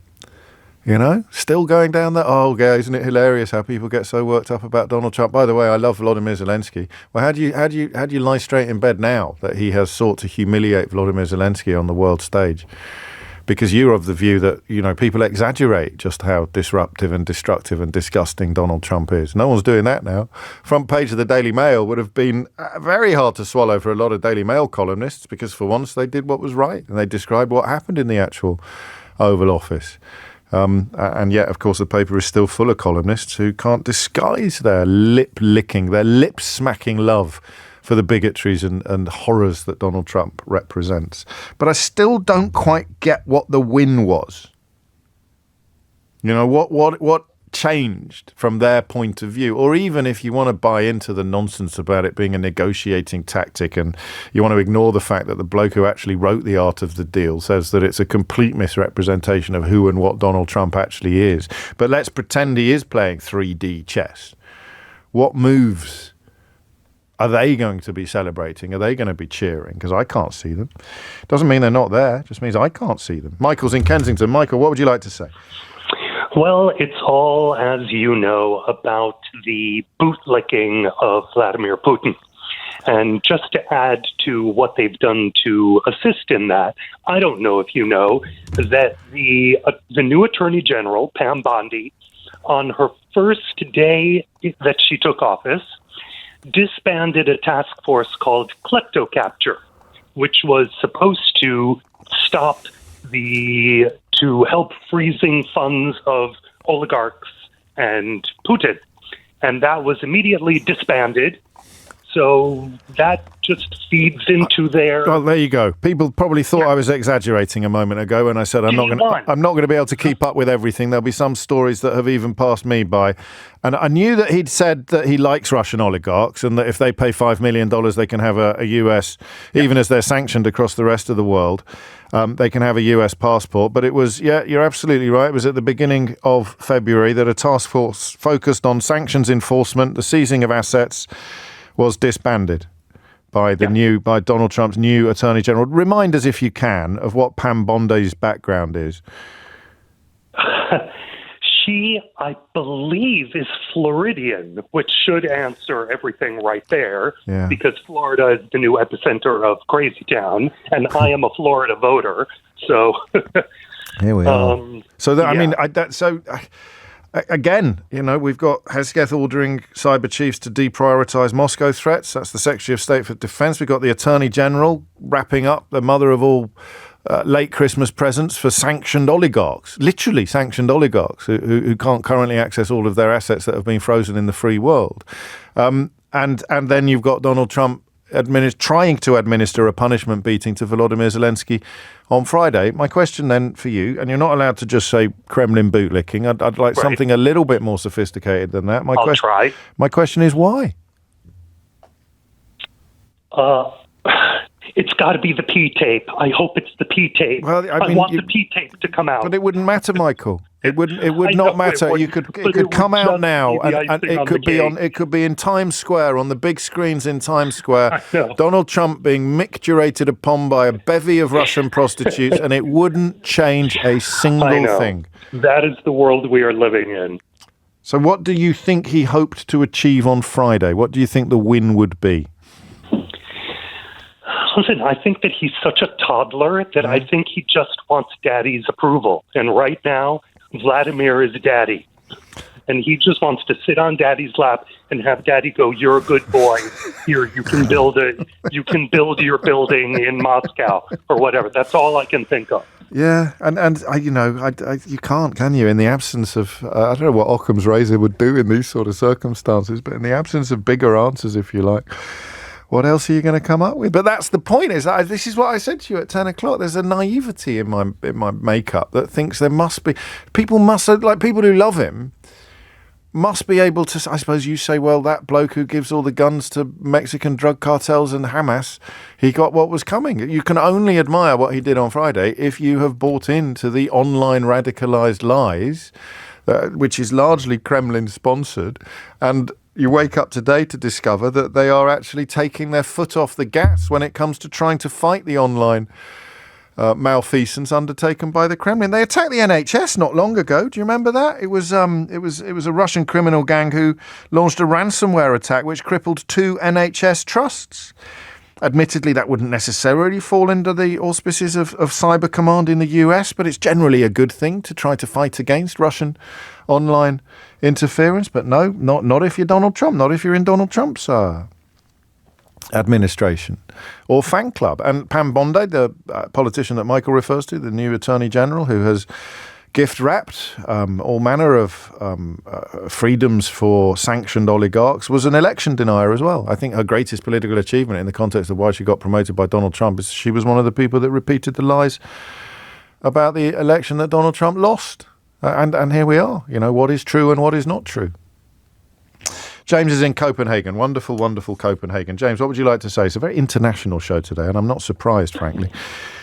Yeah, hey, James. Good morning. So 2 quick points. I think what you saw on Friday is Trump trying to pay a debt, trying to cash a check that he wrote a long time ago. And I think why he's doing it, he's under pressure, and his creditors are coming to collect. I think it shows that Russia is also under pressure to end this war. They probably need it to end more than Ukraine does. So they are all under pressure. That's what you saw, is a lot of pressure. You've got to help me end this war. In fact, I think it was the first time he was elected, a senior Kremlin official said Trump has debts that he will now have to pay. Yes. And you asked the question about why he's doing it. It's not necessarily a financial debt, although it could be. And I don't think it's to hide the tape, the infamous tape. No, nor do I. But still, it's probably more along the lines of what he himself projected during that interview, which is probably something related to the 2016 election and the interference, the collusion. You can tell what's on his mind when he speaks. He referred to it. He alluded to the allegations of collusion. Maybe there's something there. And expressed how sorry we should all feel for Vladimir Putin over what he had to endure. Right. And of course, in a way, the strength and the weakness of this argument, which is probably the closest that we've come to a consensus, is that if he were to do something that Vladimir Putin ostensibly disapproved of or didn't like, then you can counter the claim that proves you're wrong by simply saying, no, he was allowed to do that. He got permission to say that bad thing, or he got permission to... I can't think of a time he has said anything which might have upset the Kremlin. But if he ever did, it wouldn't be something that was particularly hefty. It wouldn't be something that changed the direction of traffic or helped Ukraine particularly, and therefore he wouldn't have got his fingers smacked for doing it. He wouldn't have got his wrist slapped for doing it. Right. So I think there's something still potentially damaging that they may have that he's worried about or afraid of being revealed. Even something bigger than what he said. He could be shot. He could be on shot Fifth Avenue and not lose a single vote. I mean, to be bigger than that. And you're the second caller in succession to pick up on it, because we are humans. We are logical humans. We're just normal men, ordinary men. No, we're logical humans, and therefore we think that in order to behave like this, for that quid there must be a quo. Why on earth would he behave in a way that is so egregious and wrong and demonstrably full of falsehoods? There must be leverage. There must be something that he has to behave in this fashion to avoid.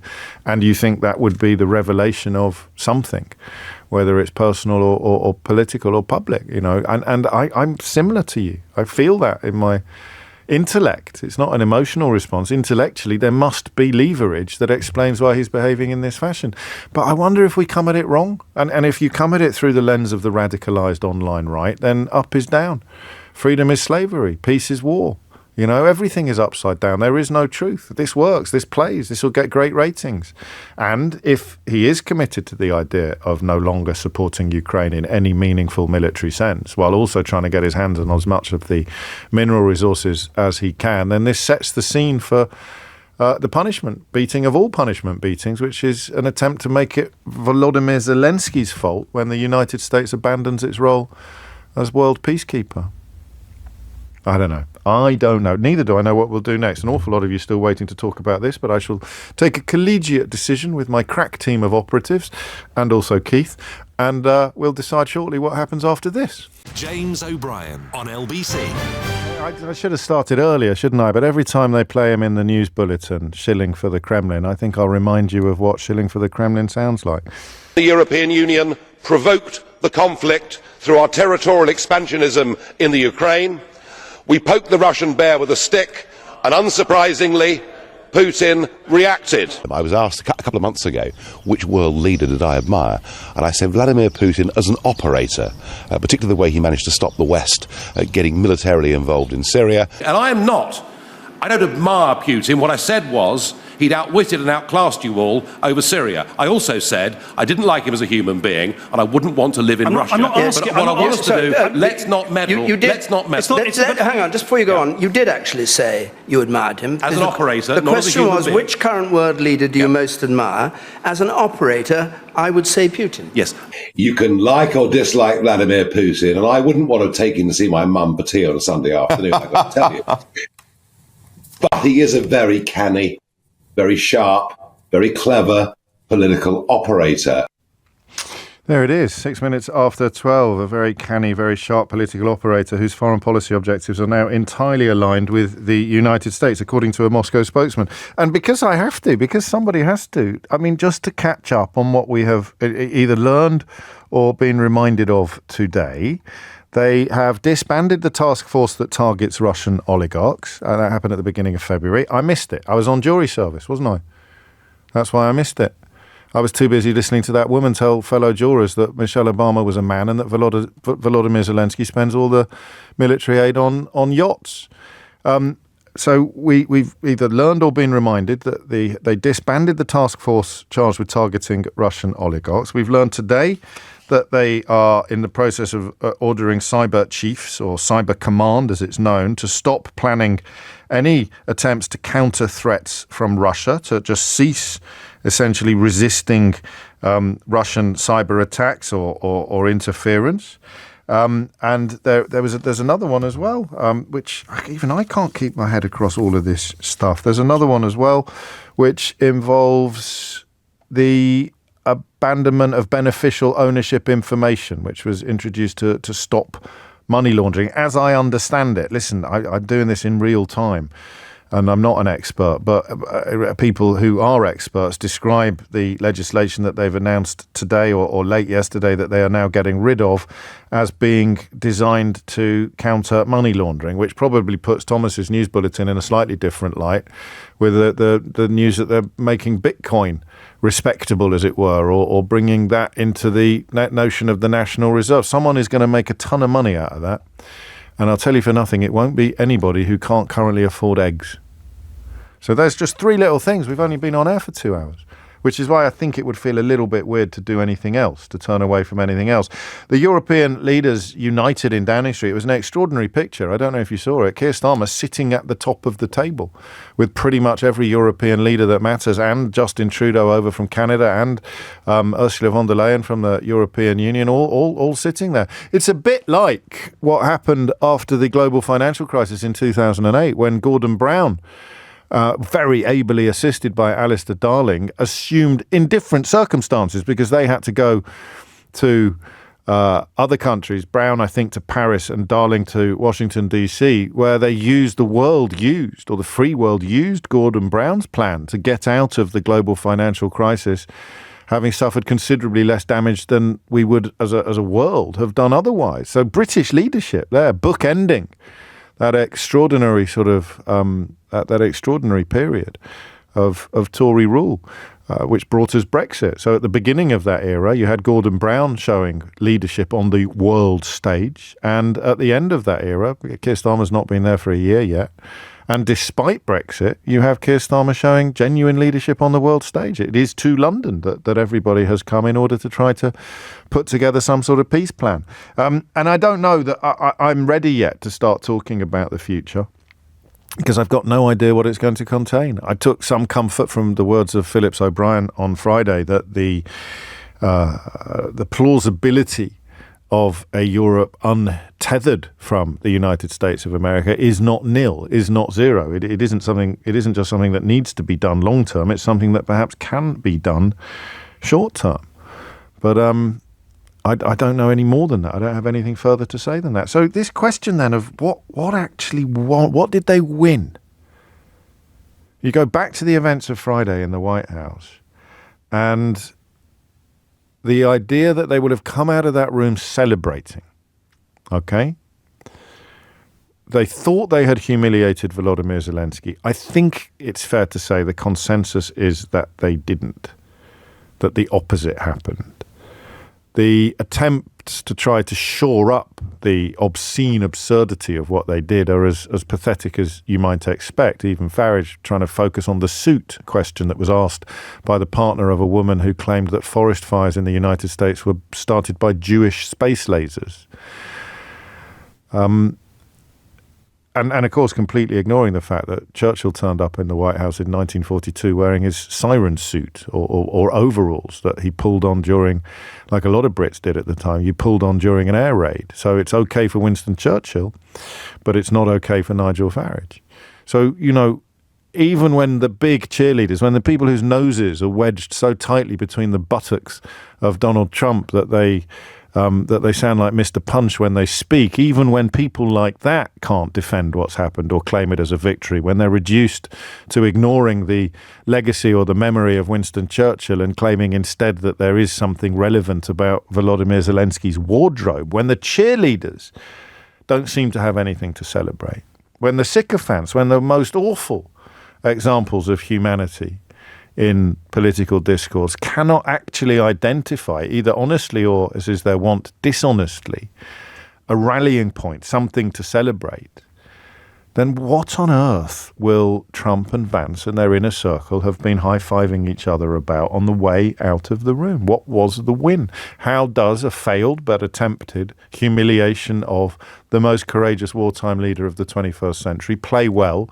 for the most cowardly leader of the 21st century? In their own eyes, listen, it doesn't have to stand up to my scrutiny. It just has to be something that we can move into the space occupied by this question. In their own eyes, what did that achieve? 0345 6060 973 is the number that you need. In their own eyes, what did that achieve?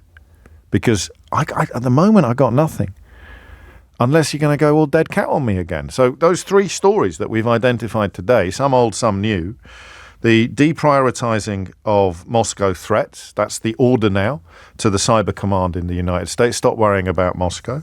The free pass for oligarchs and their frozen assets announced by the Attorney General at the beginning of last month that many of us missed because we were on jury service. All right, that's my excuse. I don't know what yours is. And then the other story today, which I haven't fully got my head around yet because I'm only human, but the Treasury announcing the suspension of enforcement of the invasive beneficial, I beg your pardon, the beneficial ownership information legislation, which is designed, among other things, to tackle money laundering. They're literally gift wrapping. It seems like they're gift wrapping the United States of America and handing it to the Kremlin. Where? Fourth story today. Yeah, part of me loves it when we successfully knit all this stuff together, and yet part of me dies inside because we're doing it so successfully. So knit together those three stories, right, all of which suggest that Donald Trump and J.D. Vance are in the process of gift wrapping the United States of America and DHLing it to the Kremlin. And then you turn your attention to the Kremlin and you're reminded of the fourth story that we're bringing into the picture today, which is news from the Kremlin that their own spokesman has described United States foreign policy as being aligned with Russia's. It's 2 weeks since I sat in this chair and wondered, do you think I can say appeasement yet? Is it a bit early to say appeasement? And then someone rang in, second caller, and said it's not appeasement, it's alignment. And I thought, it's gone even further. And now the Kremlin is using the same language that a caller to this programme 2 weeks ago made me worry that we were being a little bit extreme, that we were going a little bit too far. So, here they are, Trump and Vance, Dumb and Dumber, celebrating their success in the press conference with Volodymyr Zelensky on Friday and congratulating each other on what? 0345 6060 973. James O'Brien on LBC. 17 minutes after 12, Ed Davey has commented on Nigel Farage's disgusting display of sycophancy earlier today on LBC. He has said, Nigel Farage is once again showing his true colours as Trump's own spokesman here in Britain. Zelensky showed courage and integrity in that room, in stark contrast to Farage's cowardly approach of licking Trump's boots. Farage is more focused on promoting Trump and Musk's interests in the UK than British interests in the States. He was once again parroting White House talking points this morning to the dismay of British people here at home. It is clearer than ever that Nigel Farage is simply out for himself and his Mar-a-Lago cronies. Well done, Ed Davey.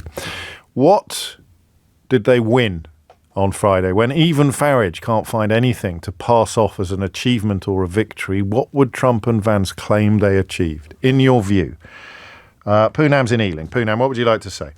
Hi, James. Hello. Thank you very much. I think they achieved two things, one on a very personal level and one at a foreign policy level. So their behaviour reminds me a lot of Nietzsche's idea of what constitutes a strong man. A strong man is somebody who just is inherently strong and should be able to do whatever they want. And the challenge is that these weak people have arisen and joined forces and then use that collective power or rules to protect themselves. But they didn't look, and I know we're going to distinguish between what they think happened and what the rest of us saw, but they didn't look very strong, did they, to anyone honest? No, but I think in their heads, I think when Trump says, I've empowered you, yes, he can't see Zelensky or the Ukraine. Well, he talks about the Ukrainians being brave, but Zelensky, you are only strong because we have enabled you to be strong. I think there's this sort of inner anger about we need to put you back in the box. So you can imagine just from a psychological perspective, what him and Vance are congratulating each other on is because they have this skewed idea of what it means to be a strong man. They have achieved something psychologically, but then at the kind of foreign policy level, if you extrapolate out from what makes a strong man to what makes a strong nation, I think they're harkening back to 19th century colonialism. So that sort of territorial expansion, I mean, under neoliberalism, you can extract resources without setting foot in anybody's country.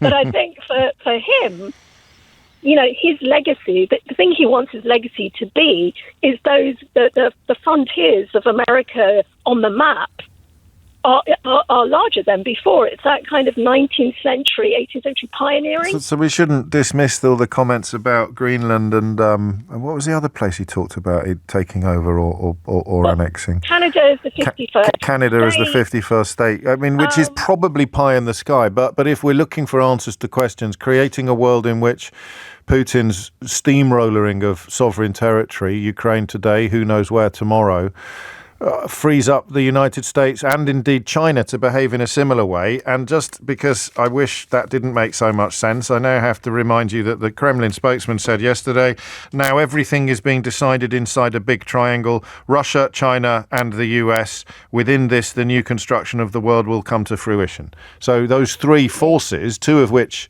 used to be perceived as against our interests and one of which used to be perceived as defending our interests. Those three forces are now on the same sort of page, all of them against European and UK interests. Absolutely. And I was thinking about the Trump-Gaza video last week. Yes. And Israel's expansionist sort of impulses. Yes. And I remember at the time watching that video thinking it was this horrible mix of Las Vegas, organised crime, 19th century sort of colonialism. Well, white supremacism.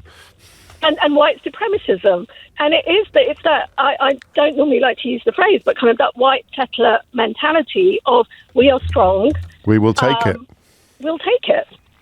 There's a little seed of wondering whether if he has a plan, he wants to sort of try to turn Ukraine into a Gaza, into a place where the truth dies and the powerful entity is allowed to do more or less whatever it wants, while journalists can't get in, and even aid now we're reading can't get in again because one side wants to stick to the agreed ceasefire deal and Israel doesn't. Israel wants to do what, again, fifth story of the day, what Donald Trump's envoy to the area has decided should be done. So if you turn Ukraine into a place that has no real supporters in traditional Western media, then you can carry on committing atrocities on that soil with relative impunity. I don't know. I said it was a tiny seed. And I think, Europe has, well, we'll see what happens, stood up around Ukraine, but how many hotspots will they be able to stand up around? Because to date, they've needed US military power to be able to sustain that order, that gentleman's agreement. So I think this is such a key point. I mean, he kind of got away with it in Gaza so far, right? Ukraine, let's see what happens. I don't know what happens in Greenland, but I think he's kind of testing, like a toddler, testing the boundaries. And then, weirdly, what you've done is you've gone from making the fact that it's impossible to analyse this stuff rationally feel like a bad thing. Now I'm going to derive comfort from the fact that it's impossible to rationalise, to analyse this stuff rationally, because I'm going to think, oh yeah, that sounds pretty scary, but don't worry, because he's just a man-child smearing stuff across the wall and he's got no plan whatsoever. But it's unlikely that either of those positions are entirely true. And there it is. The madness behind colonialism. Can you imagine King Leopold of Belgium on social media? Yeah, talking about his God-given right or the last 200 years. Spreading the word or bringing. Well, it's the missionary line, isn't it? Is that we're not exploiting these people or subjugating them or colonizing them. We're bringing them Jesus. I don't know what Trump would claim.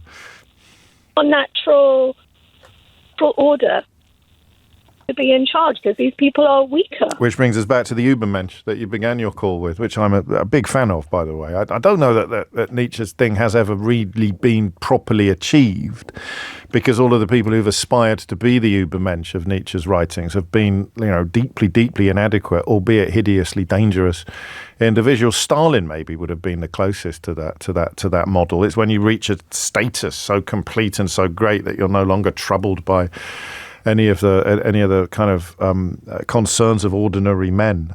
Not a million miles away from what Rosanna was describing, albeit from a slightly more philosophical perspective. Thank you, Poonam. Thank you, everyone, today for sort of steering us towards a really sort of helpful, informed conversation. And no one's mentioned Boris Johnson yet. I wonder where he's done. What rock is he crawling under at the moment? The second biggest Donald Trump cheerleader in UK politics. Frank's in Southwark. Frank, what would you like to say? Well, thank you for having me in the program. You're very welcome. What I wanted to say is I think there's something that I think has been missing in the discussion and that people are underestimating, and that is the fact that these kinds of authoritarian regimes or authoritarian thinkers, they need to perform cruelty regularly. Yes. And it's like you see in gangs that if you want to join the gang, you have to commit some random act of cruelty. An initiation. Was that Vance's initiation, do you think, on Friday? No, I don't think this was Vance's initiation. This was Vance and Trump performing cruelty on Zelensky. Yeah. And sending this as a message, not just to the president of Panama and to Trudeau and to European leaders, but also to every American senator, every American governor, and every American citizen, saying, we can do this. We can do whatever we want. And so you better fall in line. And authoritarian regimes need to do this because they cannot put a soldier in everybody's kitchen. They need people to submit, to surrender. And one way in which you can try to do that is what you see here. You are cruel to people because it wasn't that they broke protocol towards Zelensky. They were actively cruel towards him. Yes. And that is the purpose. So when they congratulate each other afterwards, it's because they are happy about the demonstration that they've given. And obviously, this is a kind of process that requires constant escalation. So they don't. So asking about who approves of it is the wrong question. It's a question about who is cowed by it, really, and they're not going to tell you that they're cowed by it because that would be an act of dissent. Oh yes, and if you want to show that you are on their side, you will be required to display cruelty as well. Which came from the question from the journalist about Volodymyr Zelensky's clothes. Of course, the journalist knew exactly why Zelensky is wearing those clothes. I was surprised that the media were always sort of picking that question, without explaining that it's actually totally well known why he wears these clothes. He associates with his soldiers on the battlefield. In the same way that Winston Churchill wore a boiler suit when he visited the White House in 1942 to show solidarity with people who were being bombed back in London. Yes, but Marjorie Taylor Greene's boyfriend got an opportunity to show that he can ask a cruel question. Yes, you're right. And that's what these kinds of regimes force people to do. They want you to say, spill the beans on your neighbor. They want your colleague at work to disclose what that colleague says in his private or her private time about. But now you're making them sound like geniuses, albeit of a diabolical flavour. I don't think it is geniuses. I think, unfortunately, what we have here is people who simply have a talent to do this. It's almost more atavistic than a talent, because that makes it sound like a learned behaviour. We talked a lot about trauma on Friday, and I'll share a thread shortly and tell people shortly about a brilliant therapist who's done a kind of body language analysis of what happened in the Oval Office on Friday. But cruelty comes from weakness.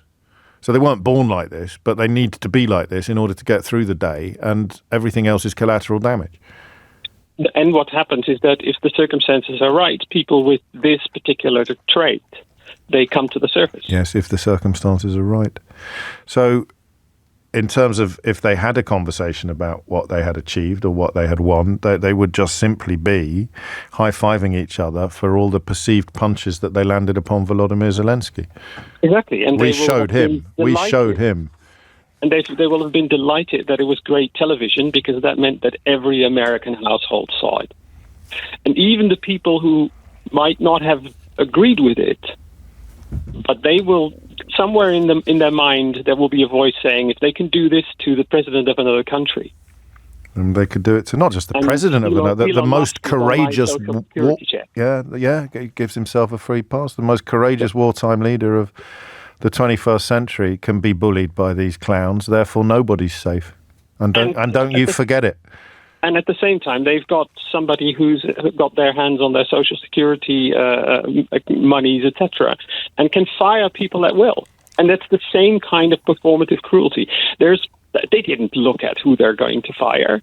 They just want to perform this act to show people either be on our side or be at risk. And other callers have then led us back to the why they want to achieve this, and the three stories that we've sort of sewn together this morning certainly speak towards something pretty hideous. Taking the team charged with fighting cyber threats from Russia, standing them down, introducing legislation very, very much to the favour of sanctioned Russian oligarchs as part of the first few days in power for the new Attorney General, and now the suspension of laws designed to tackle money laundering. All of them were put in place by this administration. So why do they need to achieve the things that Frank describes? Answer to do terrible things to the country that will be too frightened to resist? I don't know. These are just theories moving into spaces freed up. The Shadow Foreign Secretary, Priti Patel, has shared her thoughts on what Nigel Farage was doing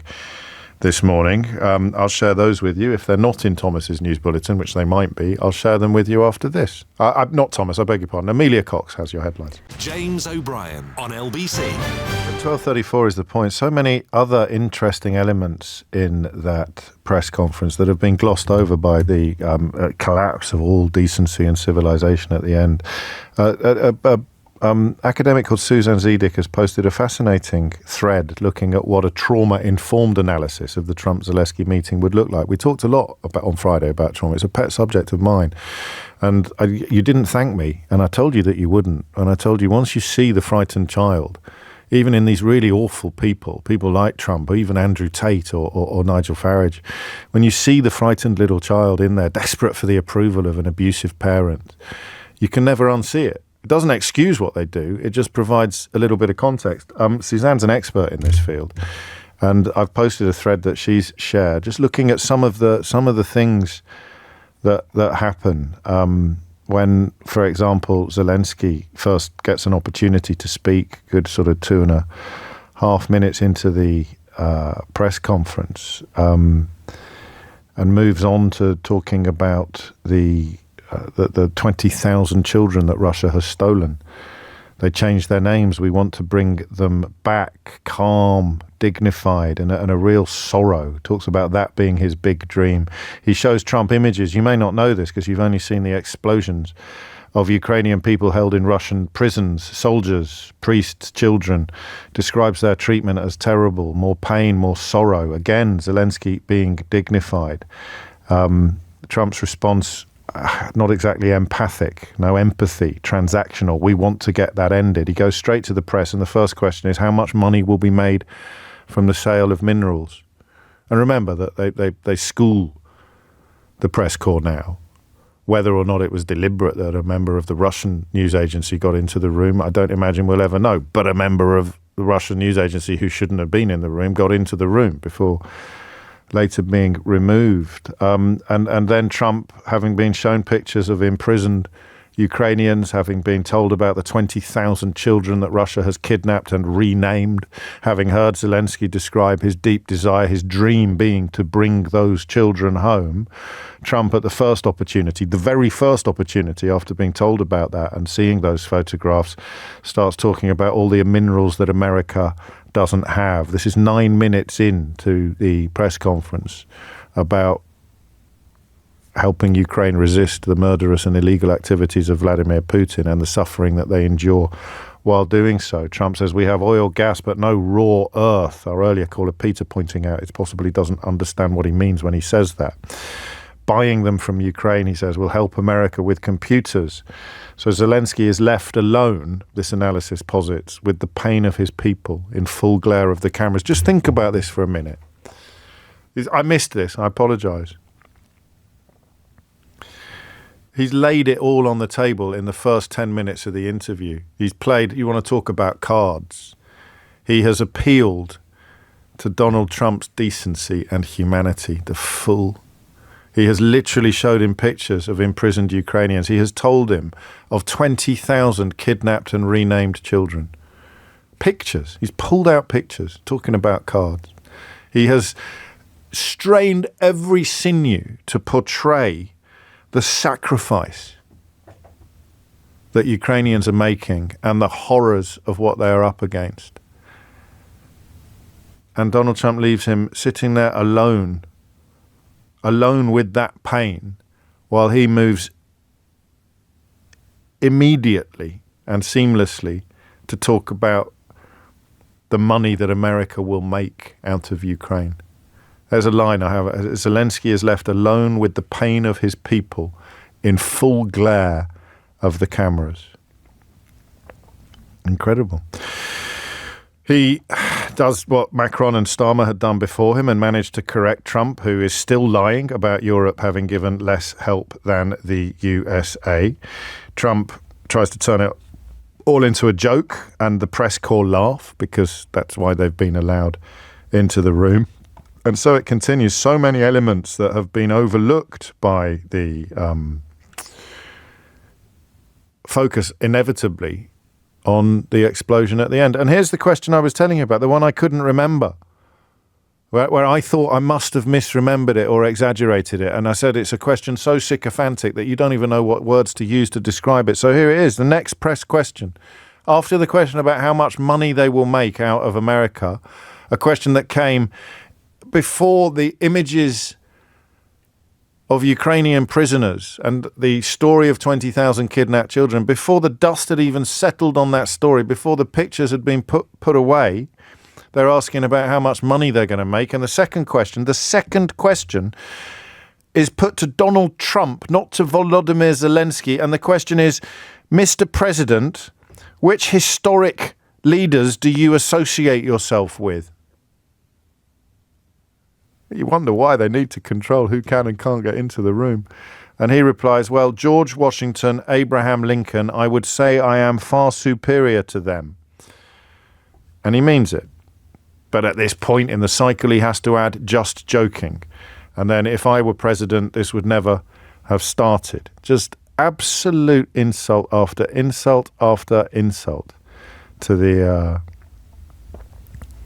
images, stories, people that Volodymyr Zelensky has come to the White House to remind him of.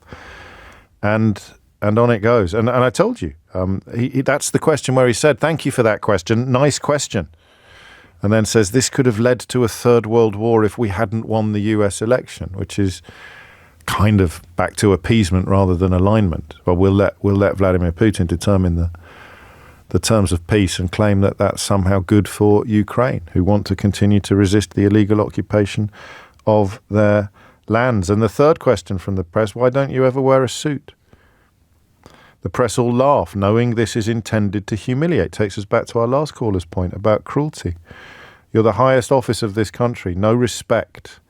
And if you look at the picture, if you look at the clip, Trump smiles at that point. Schoolboys ganging up to bully. Deliberate cruelty. Why aren't you wearing a suit? No mention of Churchill. He wouldn't know. And this is where therapists will tell you that Zelensky starts self-regulating. It's almost like the thing where you count to 10. Looking down, hands clasped, holding firm, and he says, I will wear a costume after this war is finished. Costume being the translation, really, of what we would call a suit. I will wear a costume after this war is finished. Something he's explained on countless occasions. Something that any student union journalist knows why Zelensky wears the clothes that he wears when he's on international duty. It has been explained again and again and again and again. The man whose partner blamed forest fires in the United States of America on Jewish space lasers probably even knew the answer to the question before he asked it. Whether or not they knew that Winston Churchill wore fatigues, wore a boiler suit, an air raid boiler suit when he visited the White House in 1942 doesn't matter. But remember, if they move the bust of Winston Churchill, that's international news. And Zelensky there, looking down, it's an incredibly poignant picture. You can see the bully leaning in like Biff Tannen on Marty McFly, to be very shallow for a moment into the Back to the Future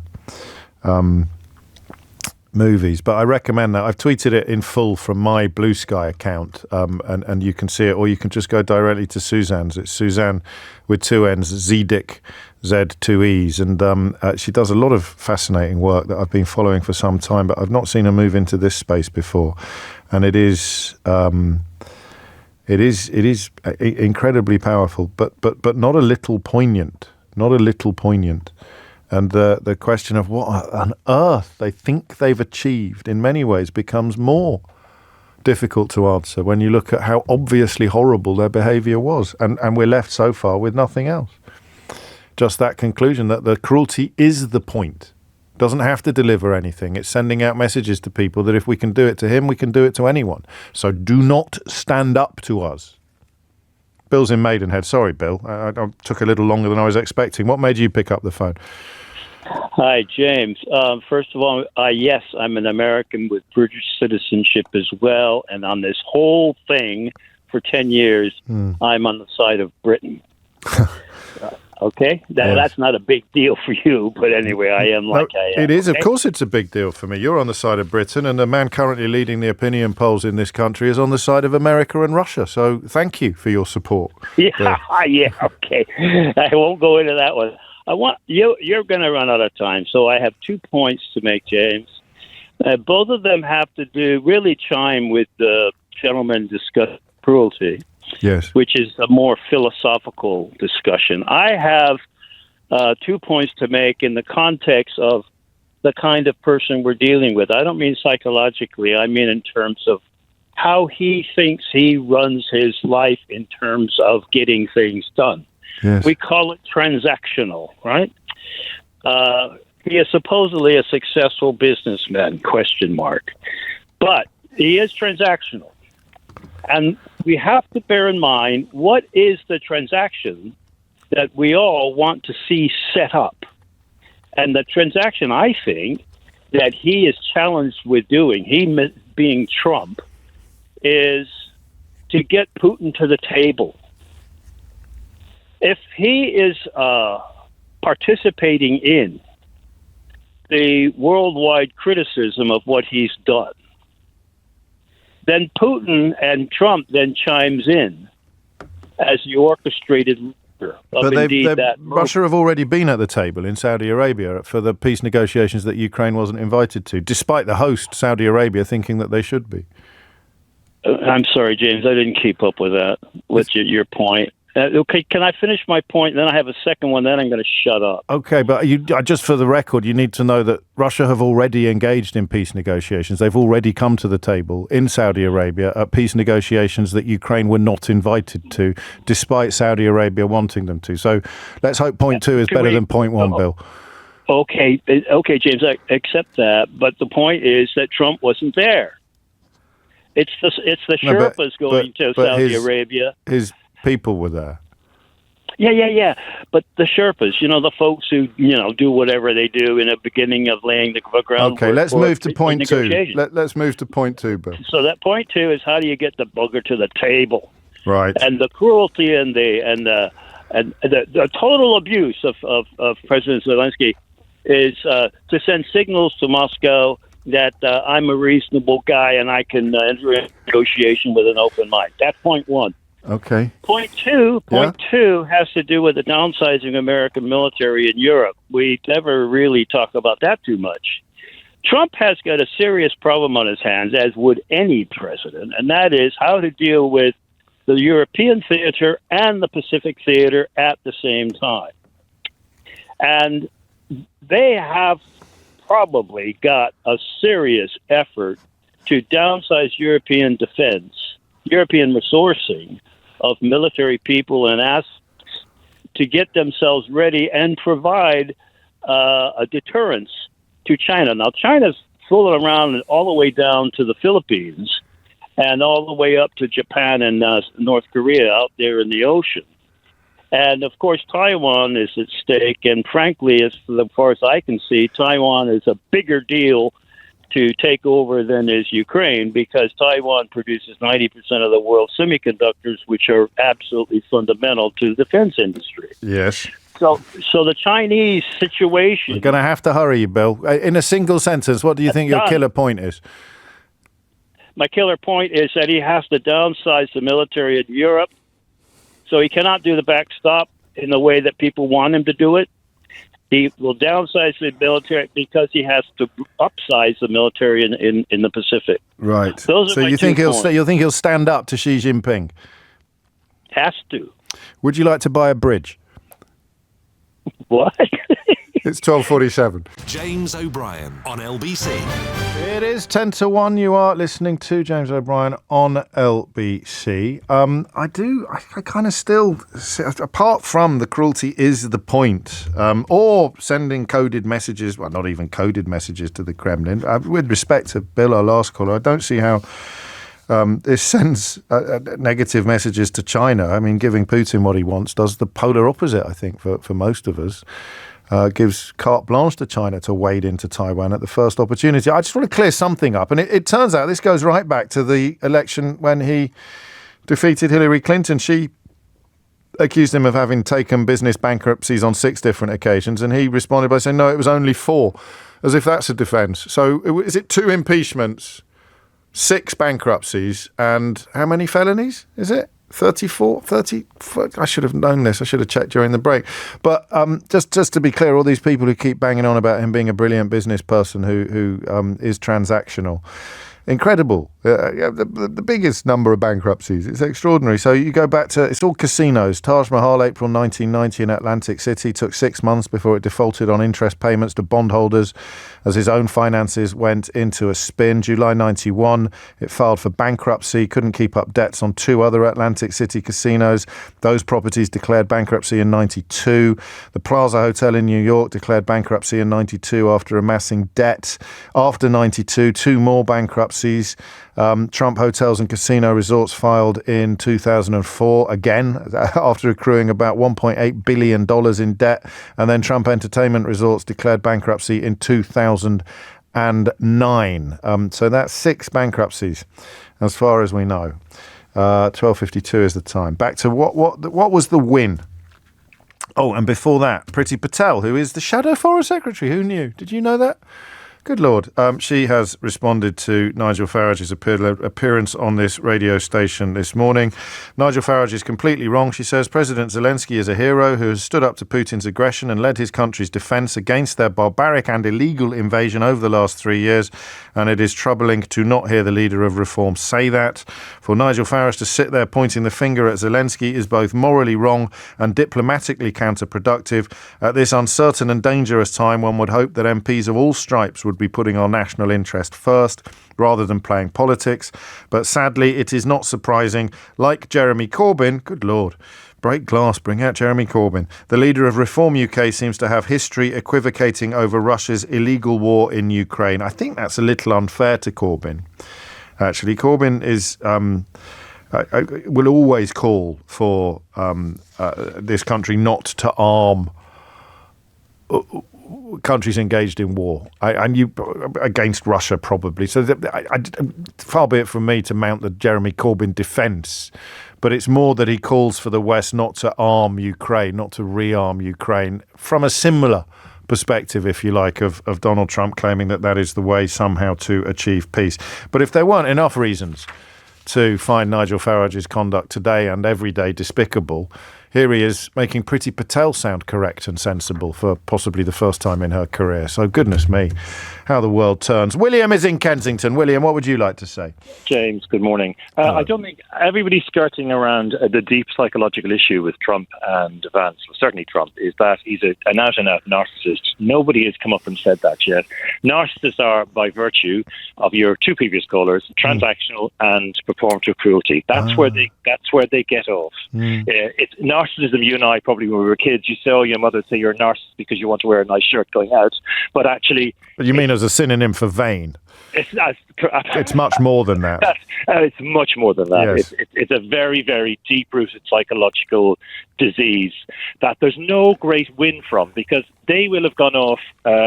no matter how much collateral damage they will have caused on Friday, just as an example, they will have left that room and thought, well, there, we've put somebody down. That's the cruelty aspect that they get off. The other side of the thing is that Trump wants the minerals he wants the minerals, of course he wants them, but he wants to win the minerals. So again, another transaction, he can pat himself on his back and say, that's a transaction I've won. It doesn't matter who I've damaged, killed, walked on to get it. That's a pure narcissist, and that's exactly what we're dealing with. Well, not to quibble, but there's two types of narcissism, and I'm probably going to misremember what they're called now. One is grandiose, which is when they've been treated when they were young like little emperors. Totally. That's not him. The other is vulnerable, which is usually the result of childhood neglect or abuse, where you have to persuade yourself that you're I think the big winner. You'll find there's a many different aspects to narcissism, and to be honest with you, I can't remember all types. But the danger with a narcissist is that it's not about the cruelty. It's not necessarily about the transaction per se. It's about how they feel about themselves. And if he nuked India as an example, he might just pat himself on the back and say, you know what, I did the right thing because I didn't like the Indians. But he needs the adulation. That's actually, I mean, we talk about narcissism a lot, but there's no reason why you should know that. You're right, it hasn't popped up today, but it's probably the word we've used the most to describe Donald Trump over the last 5 or 6 years. The thing that fascinates me the most, and I don't know what the psychological basis is for this, is the need for adulation, which is why the events of Friday were so strange. That when you see him with his eyes closed, sort of swaying with the music at the rallies, it's as if just in that tiny moment, where he does his funny little dancing, in that tiny moment, and you saw it with Musk as well, bounding onto the stage and sticking his arms in it. They want to feel like that all the time, it sometimes seems to me. They want to feel, so you choose the crowd, you very carefully vet the audience, and you get adulation. But it's not sustainable for 24 hours a day or 7 days a week or any of those things. You remind me, though, that I'm about to go off and see John Ronson, actually, for a forthcoming episode of Full Disclosure, and John's book, The Psychopath Test, veers into quite a lot of the territory that you've just touched on. So there's another reason to catch that as and when it finally drops. I think, and then, of course, the official diagnosis of narcissistic personality disorder may or may not apply to Donald Trump. I'm nowhere near qualified to reach that conclusion. I don't think I've got time for any more calls, but considering that we've been talking about this for 3 hours, the fact that Robert and David and Kieran and Anthony and Nick and Graham and Sanita are still waiting to contribute suggests that your appetite for this conversation is far from over. Carol reminds us that malignant narcissism may be the phrase that we are looking for. So, I'm not Jerry Springer. I don't generally leave you with final thoughts on the programme. But that knitting together, that's really struck me. When you step back from the analysis and the critique and you look instead at what is actually changing and what is actually happening, you're left with three thoughts. You're left with the knowledge that the new Defence Secretary is essentially pressing halt or pressing stop on America's ability to resist cyber warfare from the Kremlin. You're looking at the new Attorney General essentially telling sanctioned oligarchs that they don't have anything to worry about anymore. They can have all their money. You're having the US Treasury announcing that measures put in place to combat money laundering are to be suspended, and you have the Kremlin spokesman Dmitry Peskov describing US foreign policy configurations as being largely aligned with our, as in the Russian vision. So you knit those four stories together and tell me how comforting it is to feel that woke has been defeated, eh? It's 12:59. That's it from me for today. If you missed any of today's show, you can listen back on Catch Up on Global Player, where you can also pause and rewind live radio, as well as listen to a range of podcasts, including James O'Brien Daily, the best bits of this show in 60 minutes every day. Download it now for free from your app store or head to globalplayer.com. Tom Swarbrick with you at 4 on LBC. Sheila Fogarty with you now. You know what my favourite bit of the weekend was in terms of this story? No. How the second the photograph of King Charles and President Zelensky outside the front door of Sandringham was posted, all you saw on social media was, what are those two dressing gowns hanging up in the porch for? What are they for? Why have you got dressing gowns hanging up in the porch? And I was like, that's more like it. James O'Brien on LBC.